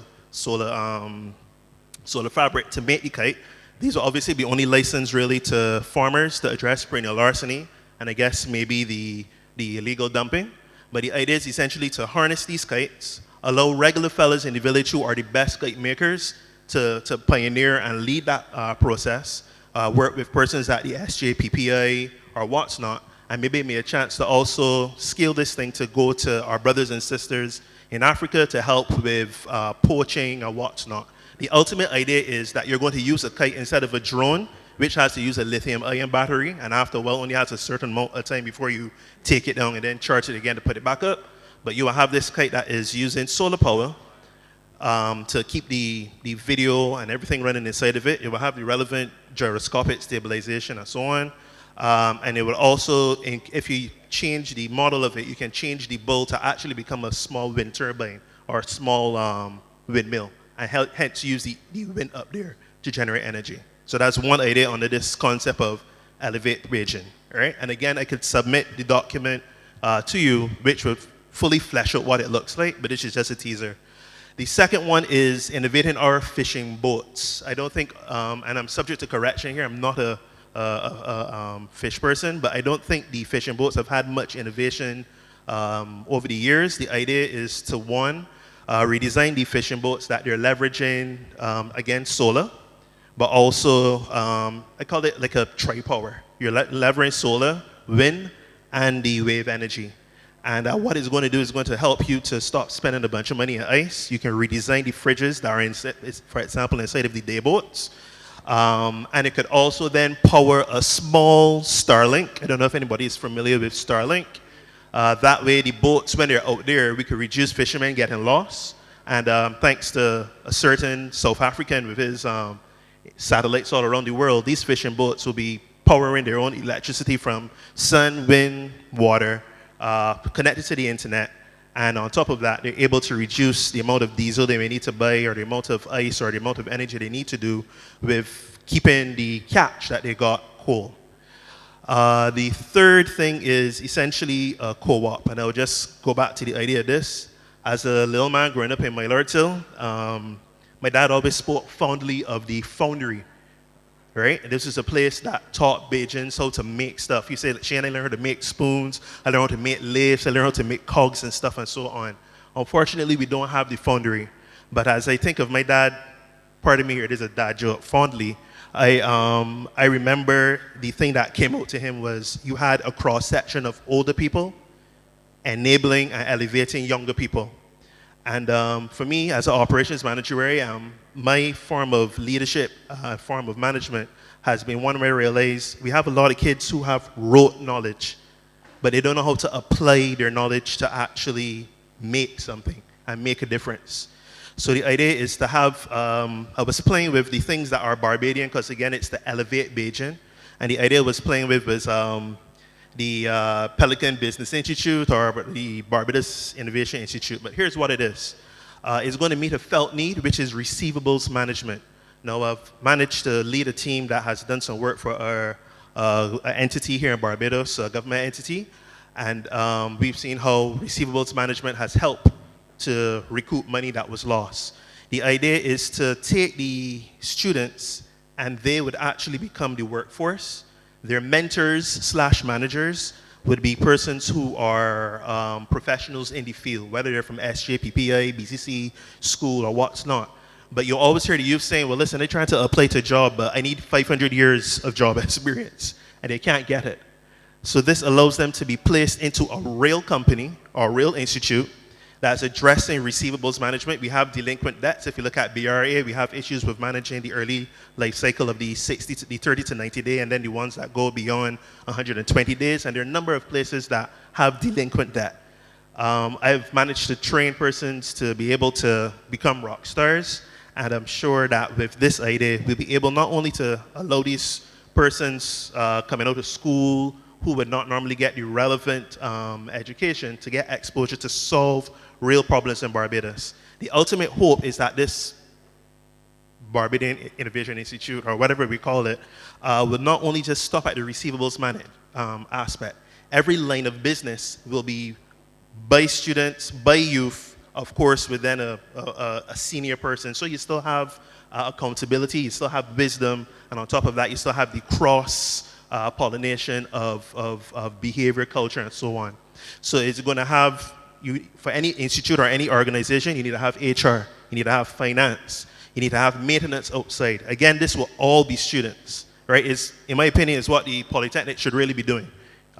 They should be judged on keeping the Polytechnic running, and not just doing the courses, but actually running the institute. It should be run by students, but that's another conversation. It's not a unique idea. It's basically a co-op, but you will find these in Sweden, the Netherlands, or what's not. But it is taking our rote learners and equipping them with actual skills to solve problems in Barbados, right? And again, it's all under the concept of the pet project I had during COVID. Clearly, I had a lot of time on my hands, called Elevate Bajan, because we have to move from this place of hating our Bajan antiquity, right? We have people that come here and spend $5,000 to go down Brandon's and to dip their toes in the water, to get a snow cone, to go down in Westbury. We got to learn to love who we are. And we could go back to all these speeches that we've heard from whatever government, whether it's Barrow about the mirror image of ourselves, or even our PM. We could go back to these messages, but at the end of the day, it's for us as Bajans to realize I need to appreciate what I have. I got to appreciate using the jam that my grandmother made over Aunt Jemima, right? So it's with that heart and with that basis that this whole concept of Elevate Bajan is hoping to be able to be a solution to elevate that which is Bajan, but also bring our youth to be able to solve real problems, big problems, in a tangible and easy way. So thank you for your time. And thank you, Shane. Shane, when you go back to your seat, I want you to pat yourself on your back, because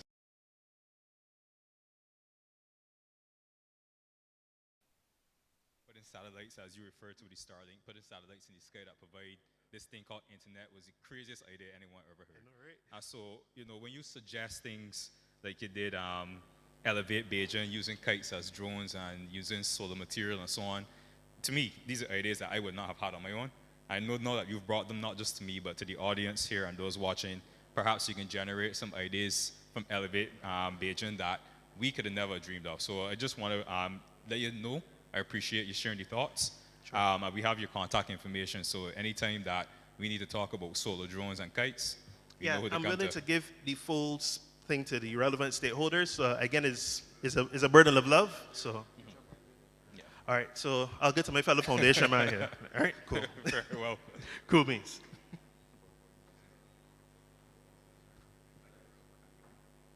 Okay.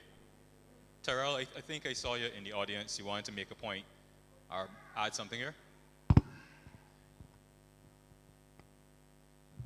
Good night again. I was just saying that following the regathering events, all of them, there was one in particular about the storytelling. I think it was in the park.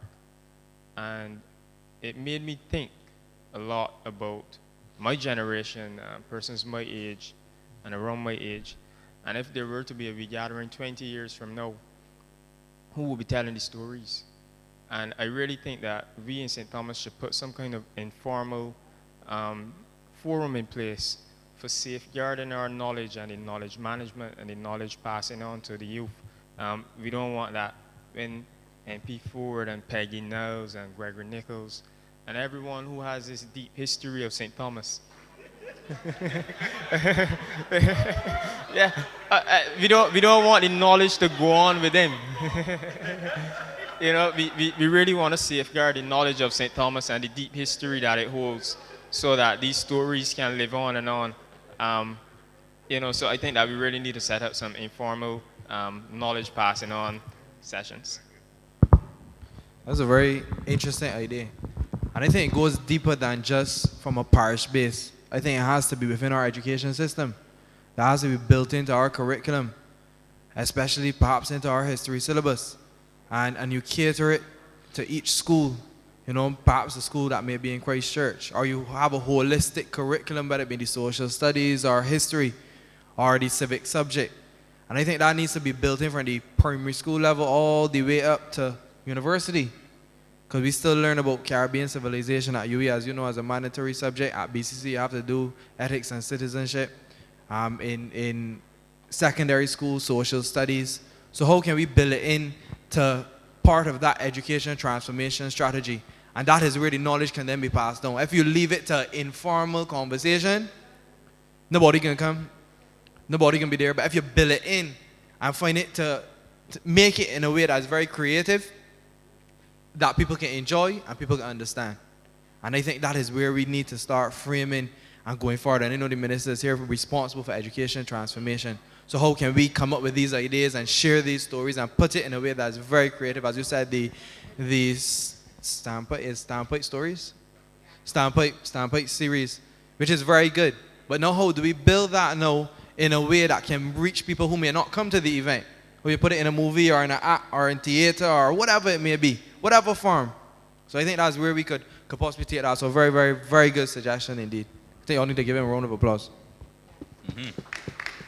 So we'll be moving to, I believe, we have one more person. Okay. Matthew Downey? You had another point? Okay, that was just for record. Okay, brilliant. Well, no problem. I just want to, before we wrap up, I just want to offer my insights. It was the first time being in the chair and listening to the ideas from this perspective, and I'm completely blown away. Don't know if it's a St. Thomas thing or if, the next parish has some big boots to fill, but I'd like to commend every single person who shared ideas tonight. Those who were scripted to do so, and those like yourself, Matthew, who took the initiative, really commend you for it. I really appreciate the ideas that you shared with me and with everyone else here present. So just from my end, appreciative message from me. So thank you very much also for inviting me once again. And Alex, it was a pleasure to share the stage with you. As Roy said, it is age before beauty. I don't know if it was beauty or if it was age hosting tonight. Or it was all three. Age, beauty, and everything else in between. Okay, fair enough. But I really want to commend the persons who presented tonight. As Alex said, some very fresh, innovative ideas. Because as they go through the country, you hear the same old, same old. So and I really commend Dwight, especially. That was my idea of the night. Perhaps that could be something we could put out, idea of the night, and get him a little award, Roy. Idea of the night, suggestion of the night. And I encourage people to come out. Fair enough. We could go back through the tapes and then call. But thank you so very much, and please get home safely, Roy. So, having had their chance to wrap up, we cannot leave here without giving the opportunity to the acting Prime Minister as well as the MP for St. Thomas. So we'll go first to you, MP. Thank you very much. Good evening to everyone. Sounds so soft-hearted. And good evening, ladies and gentlemen. Good. They've given the most aged person here the chance to wrap up. And I'm so happy because it says that this elderly is being embraced with the youth, like these young, bright gentlemen and ladies who are here this evening. I want to just put some topics on the table, and they can be discussed and fleshed out otherwise, because in the interest of time. And I want to say that the evening session was really very empowering.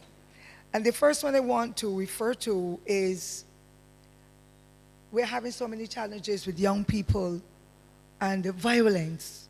And I want to also extend my sympathy not only to the young child's parents and guardians, but indeed to any other family that is feeling that kind of violent pressure, and then the trauma that comes with it if they don't get constant tutoring and guidance, and so it impacts on them for a whole lifetime.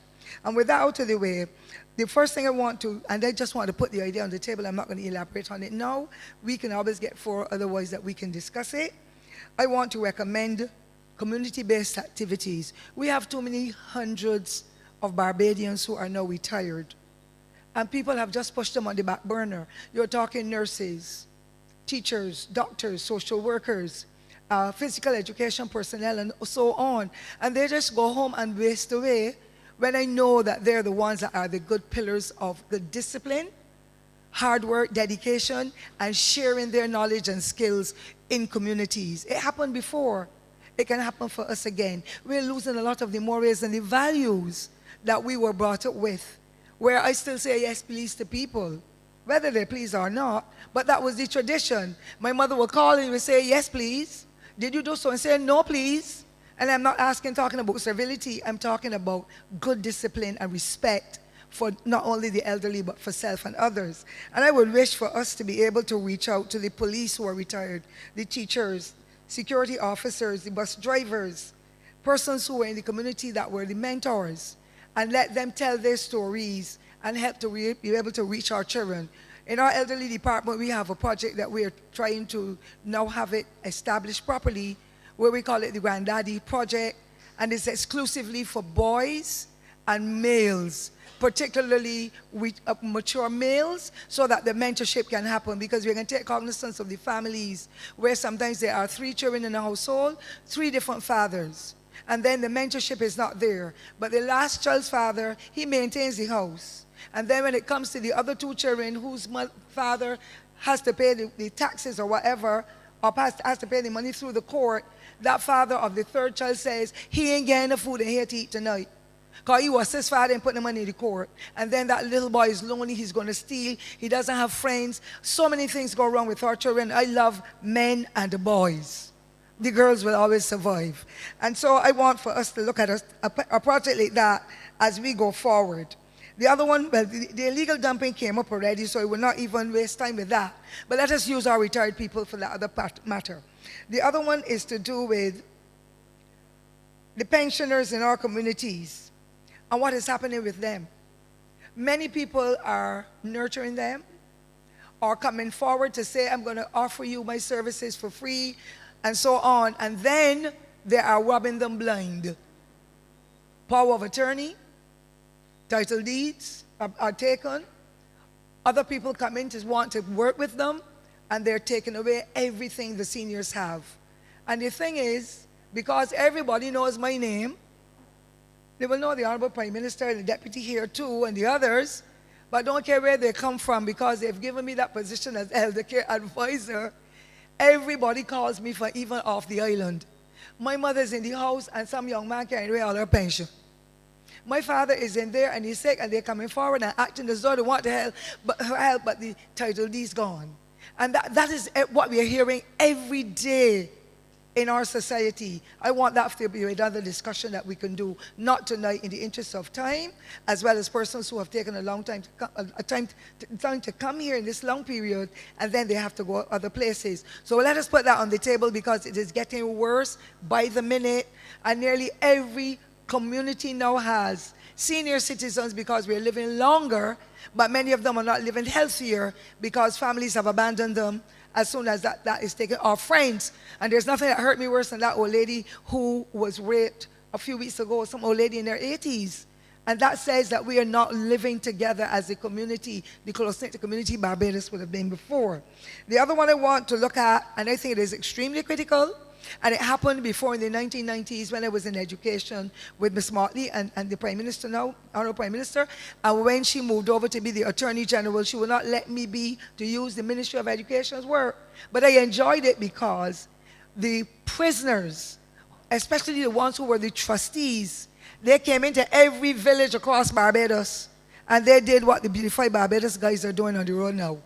But the funds were put towards their own accounts, so that when they got released, you don't send the hardcore criminals, or excuse me, the prisoners who would have committed murder and all that, but there were some who were, and they were trustees. And I remember Mr. Carrington from Westmore Hall, Sharon School got cleaned every time. They brought the equipment, they got refreshments and so after, but the money was put towards their accounts, and they were able, when they were released, to be able to take home something, so that the village did not say, he's a prisoner, don't talk with him. Our family say, you want to come back in here, but he had money, he could buy food, he or she, for that matter. I would like for the Ministry of Home Affairs to be able to look back at that project, because this is now about 10 years where we have not had the services of those persons, and it really is a lot of hardship. And the other part of it is there are females. They do excellent craft.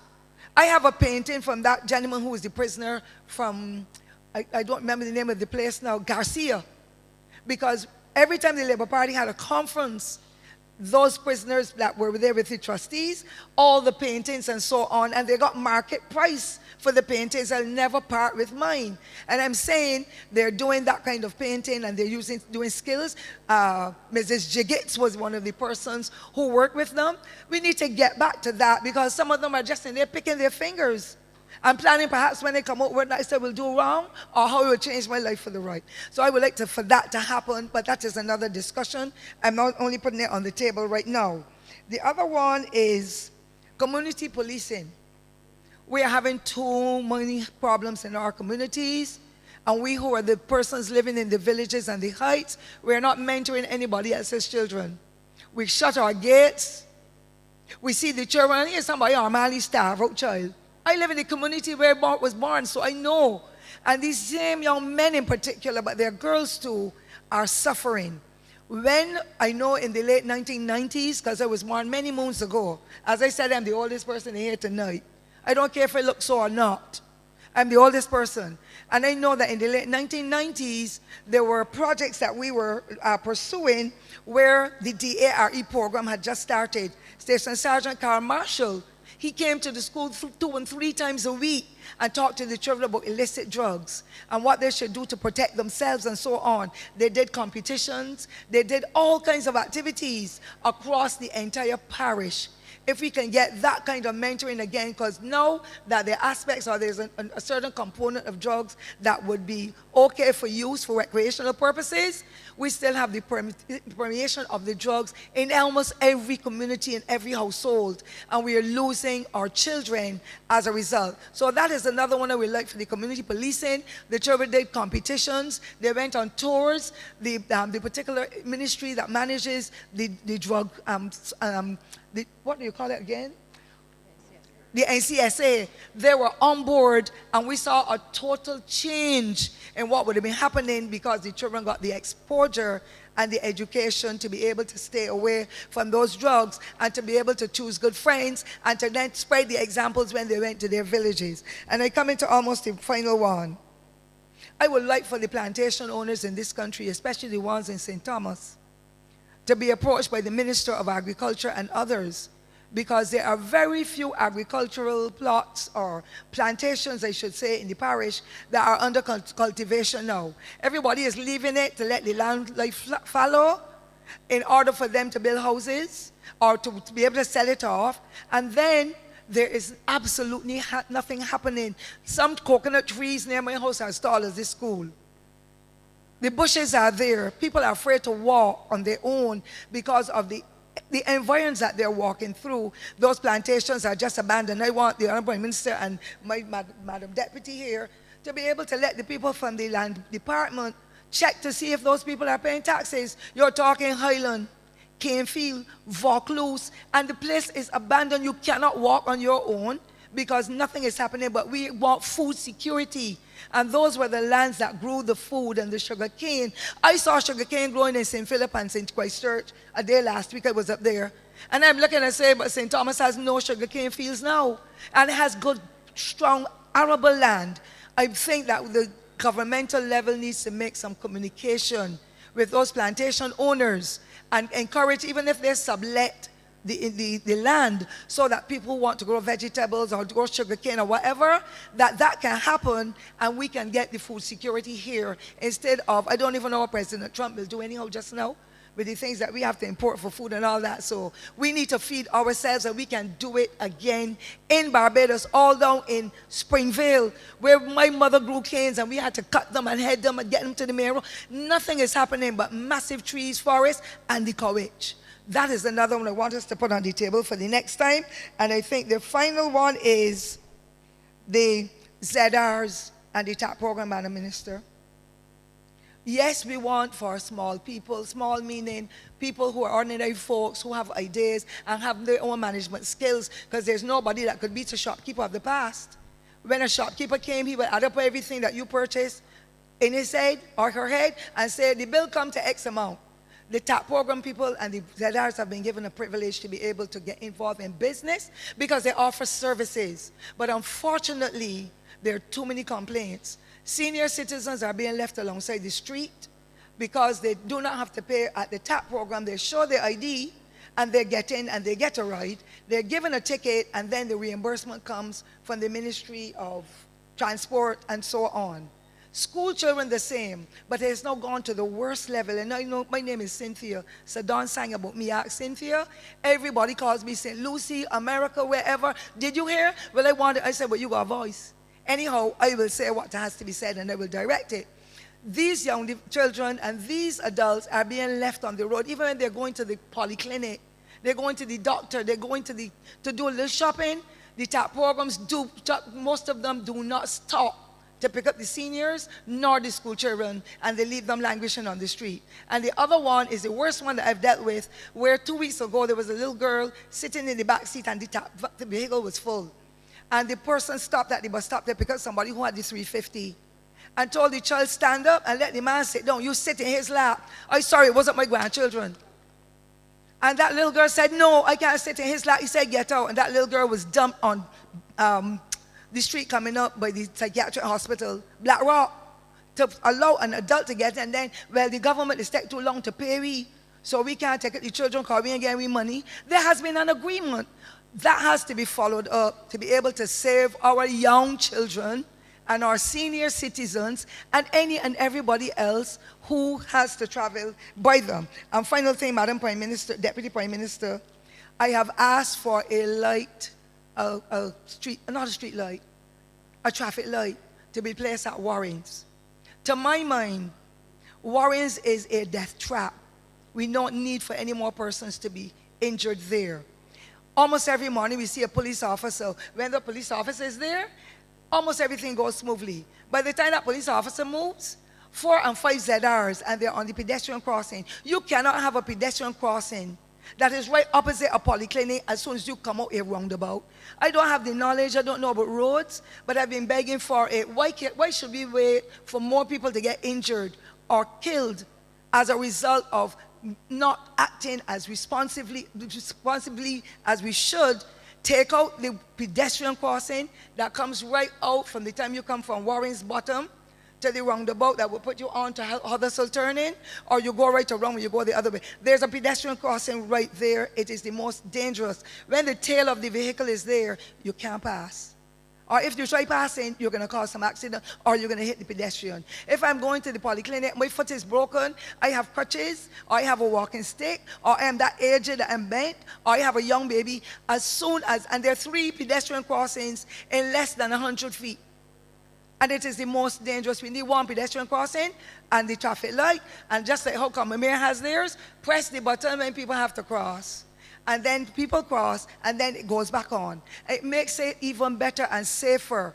And it's unfortunate people will move slower in the wheelchair. We're looking at the elderly, we're looking at the disabled. They are Barbadians and they're people too. And unless that is put there as soon as possible, we're going to get challenges and it's not going to be happy at all. They need to move that pedestrian crossing that is as soon as you come out of Warren's Bottom, we call it, as well as the one that goes a little further down by the bus stop, and put up a sign that says no parking for the ZRs. Sometimes they even block the entrance to the polyclinic, and the fellas get out around cross and call cross passengers from over by Massey. It cannot work, and therefore those are the ones that I think are most critical on my list, but I had 20. And I will put them, if I can't have them redressed or addressed, I will put them in a parliamentary question. They have no choice but to answer them through Madam Deputy Prime Minister and the team. And therefore, I want to say how happy I am for us to have had this forum. Last week, we had so much rain at Rock Hall. We couldn't host it there. A lot of people are not here this evening in the same way, I believe, because of other intricacies and engagements. But I think tonight has been most fulfilling. And we need, as a society, to mentor children, even if they are not our own, but particularly the boys. And our Granddaddy project is my final comment, where the elderly department is engaging persons who, especially the retired persons, the same police officers and nurses and teachers and social workers and so, to mentor boys, but it is boys to men or men to boys. We push the boys and say, go down home, you was a girl, go down. No, we want males to mentor the boys because of the shortage of males within homes and communities, and preferably retired males, because we know we can call on them almost any time. Whether it be a preacher, a teacher, whoever, a sanitation worker, bus driver, we want men to mentor our boys. That will save this confusion that we are seeing, where our boys feel left out. The girls got the bow ribbon on the hair, they got the bubbles, they got the earrings in the ear, they got the new books, they got everything to start up a school. When you look at the boy, the clothes he had on 2 years ago, hair not comb, pants dropping off, he can't find the belt, and the mother say he too that hard, he was his father put the money in court, and that child has to suffer as a result. I want for you who are retired, or you who have time, give me a little call. Everybody knows my name for all over this in the world, because they call and say my mother home and I need somebody to go and give home help. So I can give my number, because I want you to link with me. If I can get the mentors to start up the first pilot, we can get it going across Barbados. When we save our boys, they will make the good, decent men, productive men that this society requires. But somebody has to take the bull by the horn and deal with it. It is not me doing it. I will set the program with Dr. Wiltshire and the Ministry of People Empowerment. You, the adults, you who have time, you who have the courage and the instincts within you to know, if I didn't have a male in my family, I would not be the person I am today. Call Cindy and help she. I end in Beijing. Call my help me. And I'm willing to be able to do it, because once we pilot goes, every parish and every school can have this kind of program, and you will see a change in the males of Barbados. And as they grow forward to be fathers, grandfathers, the landscape of Barbados will be settled again in a way that everybody wants to come here and be with us. I want to thank you all. They didn't give me the chance to do the vote of thanks, but I want to thank all of you for coming here tonight, sharing your ideas. Do not forget, when you give, the Lord blesses you even tenfold. And at the end of the day, you can be safe in your homes and your communities, your heights and your villages, because you know you have done your best. And when you've done your best and given back to society, angels can't do more. So I want to thank you sincerely for all you've done, and I look forward to the calls. They're calling me from the States to tell me that mother home by herself and she get robbed. They can call me from the States so they get the number, but just have it too. So just say who it is. I can't answer the phone all the time, but it will WhatsApp in the evening when I get in or whatever to be able to hear. And I have a long list waiting for those who will volunteer. Voluntary service is extremely important. Thank you, ladies and gentlemen. I appreciate everything. God bless you. Do get home safely. I think we need an ideas forum just for Cynthia Ford. But that is the reason why the people of St. Thomas have had the confidence in her over all of these years, and certainly why we certainly in our party also has the confidence in her, because she continues to speak from the heart of St. Thomas. And Cynthia, I just want to thank you for the summary of the points that you just made, because I think one of the most important things that stood out for me is the call to people to mentor. Of everything you said, that stands out, because I think sometimes we are quick to complain, we are quick to say all the things that are going wrong in our society and our communities, but very often we don't step up to the plate and be counted when it matters the most. And especially with what would have happened recently, I think that Bajans really need to do more than complain. I think you need to stand up and be counted, particularly, as she said, the men in our society need to be leading the charge, because there are things that men will be able to tell our boys and interact with them that we as females, with all of the good intentions, we will not be able to do. And I think that the call really has to be for the strong men, the men who are doing well in our society from across all of the communities, to stand up and be counted, because Barbados needs you. Now, the young man, I think it was the one who spoke about Elevate Barbados, Shane? Shane, it was? Yes. I think that theme that you have titled your venture is something that we need to take away from this St. Thomas Ideas Forum. In everything that I heard this evening, it was about elevating Barbados. And you gave some very good ideas, a lot of them obviously revolving around a scientific approach, which is not uncommon. And I think Bajans need to understand this, and Chad, you will become aware of it very shortly. When we come to do the scholarship winners, we find that there are several Barbadians who excel in the area of the sciences. There are persons who are thinking about finding solutions for problems. And in many cases, that is what we need to encourage. But we don't just need them to get the scholarships and go overseas.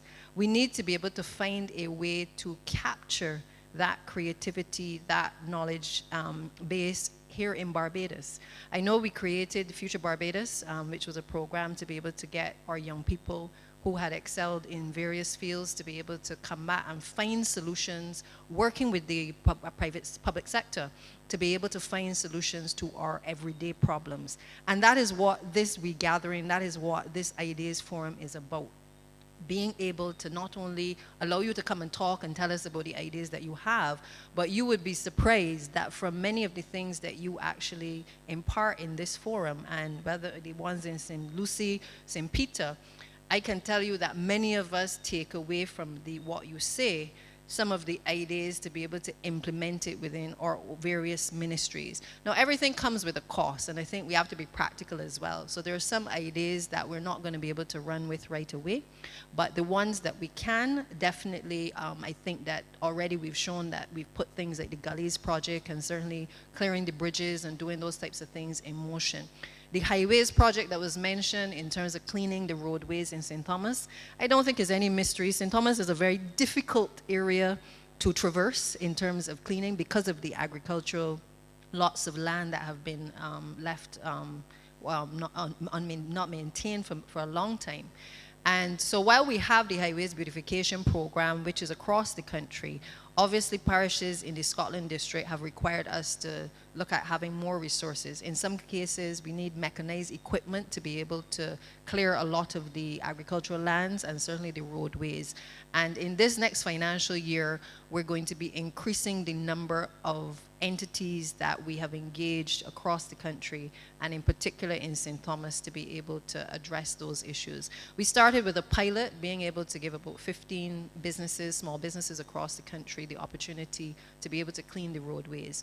And I think, in fairness, we've done pretty okay in terms of starting that process. Obviously, there's still more to be done, and I remain committed to making sure that we get that exercise completed.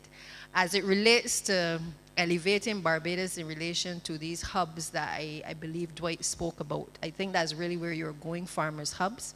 I messaged the minister because I found it surprising that the data had not been collected in terms of farmers. Now, he actually tells me that there has been data collected. I don't know if you were participated in that, but data has been collected and very shortly will be published in relation to the farmers and what they're selling across the country. So what I would suggest is, if you haven't participated, maybe you need to reach out, because I've already given him your name, to be able to reach out and certainly to share the ideas that you have. Because he also indicated to me that the ministry is also supportive of the creation of farmers markets. Now, maybe it is a case where enough information has not been put out there that they are open for business, but I think that you are perfectly correct that in the Scotland district in particular, that there are some opportunities where maybe government can help to facilitate if the private sector comes forward. If you come forward, for instance, and say, this is a piece of land we are interested in, and you get together with a few other people in a cooperative, and maybe then they can help to facilitate it. I would like to see more of the Brighton's markets. I would like to see more of those opportunities with people who look like us in this room. That's real talk. But the only way that is going to happen is if we come forward and say what it is that we want to do. Again, ain't enough to talk about it no more, right? If we want to claim our spaces, if we want to create the opportunities for our people and to be investors in our spaces, then we gotta come forward and tell government as well what it is that we want to do. Okay, so I think the door is open, and it is there for you to push. So I would suggest bright and early tomorrow morning you start to make some calls so that you can certainly be at the forefront of being able to lead perhaps the hubs in this part of the country as well. I think, Gregory, I agree with you on the legislation. Maybe we have to take a look at the legislation as it relates to the gullies. But I do feel that the bigger issue is how do we treat to our attractions, because tourism is what drives this economy, but we need to look at our product. We really need to look at the product and reevaluate what exists. I ran a rum shop for many years. I've been saying for many years that rum shops, for instance, are a tourist attraction. I will maintain that to the day I die. I drink some good rum too. Don't drink it no more, but I have drunk some rum. But I do feel that we miss the boat sometimes in that a lot of the ideas that are shared here are things, as I said before, that are indigenous. There are things that we sometimes take for granted. And I think we need more people at the grassroots level to come forward with a lot of these ideas. I see a lot of things going on in St. Thomas too with the off-roading and things like that, where again, it sets Barbados apart from a lot of the other tourism destinations. Those are the things that are going to be unique. Those are the ideas that we want coming forward. And sometimes government is often a bit slow to follow.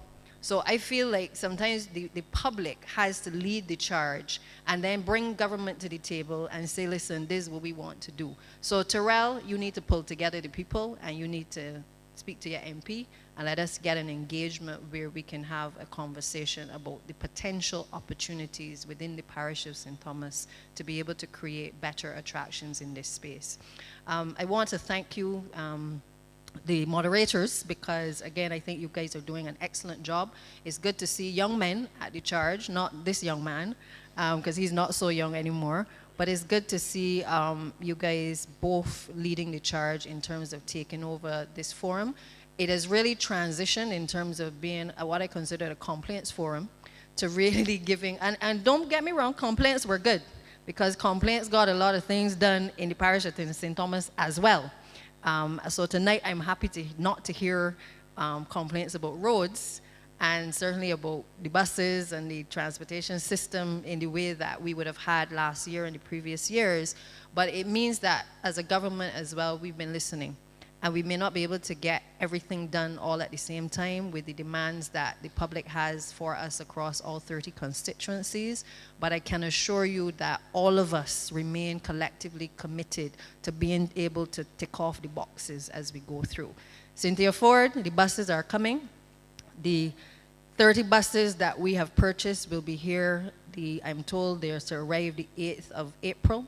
We have to get the charging stations put in place once they come in. But I know that Sturgis and all of the other locations in this particular parish have been calling out for us to be able to get some easements. I see you from St. Andrew, obviously raising the call for buses.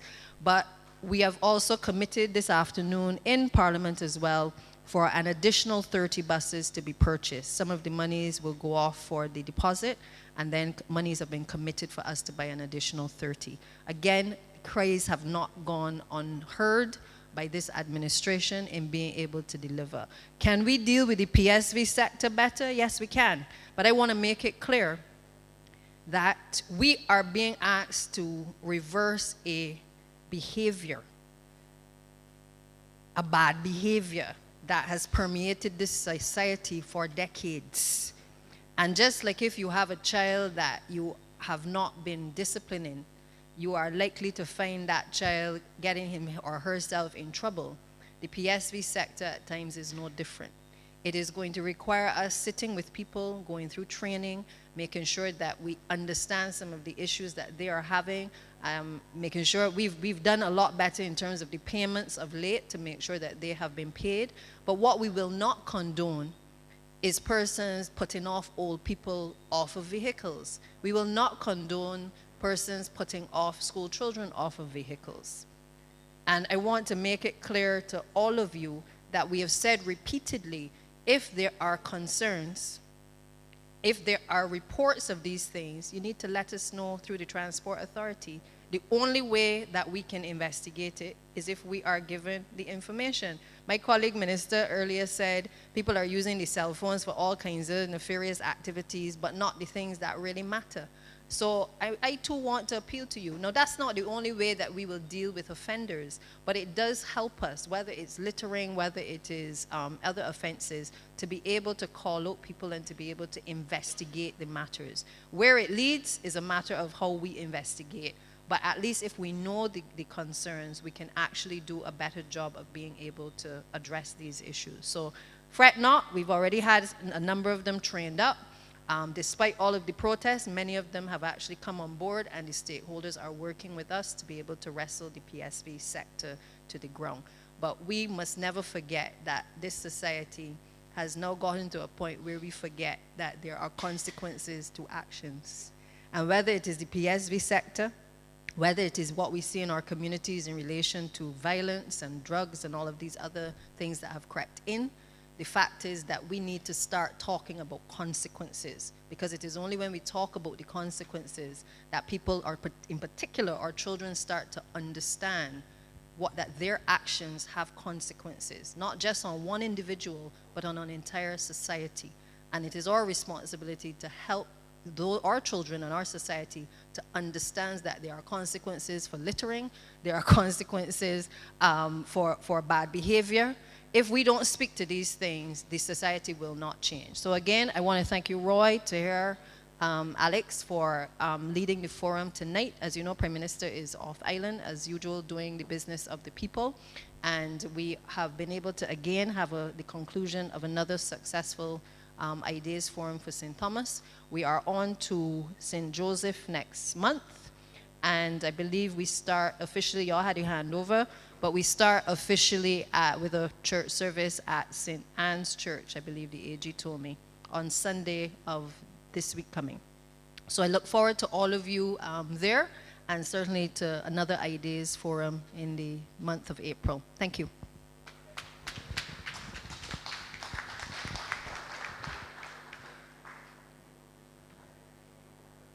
Good night, everyone.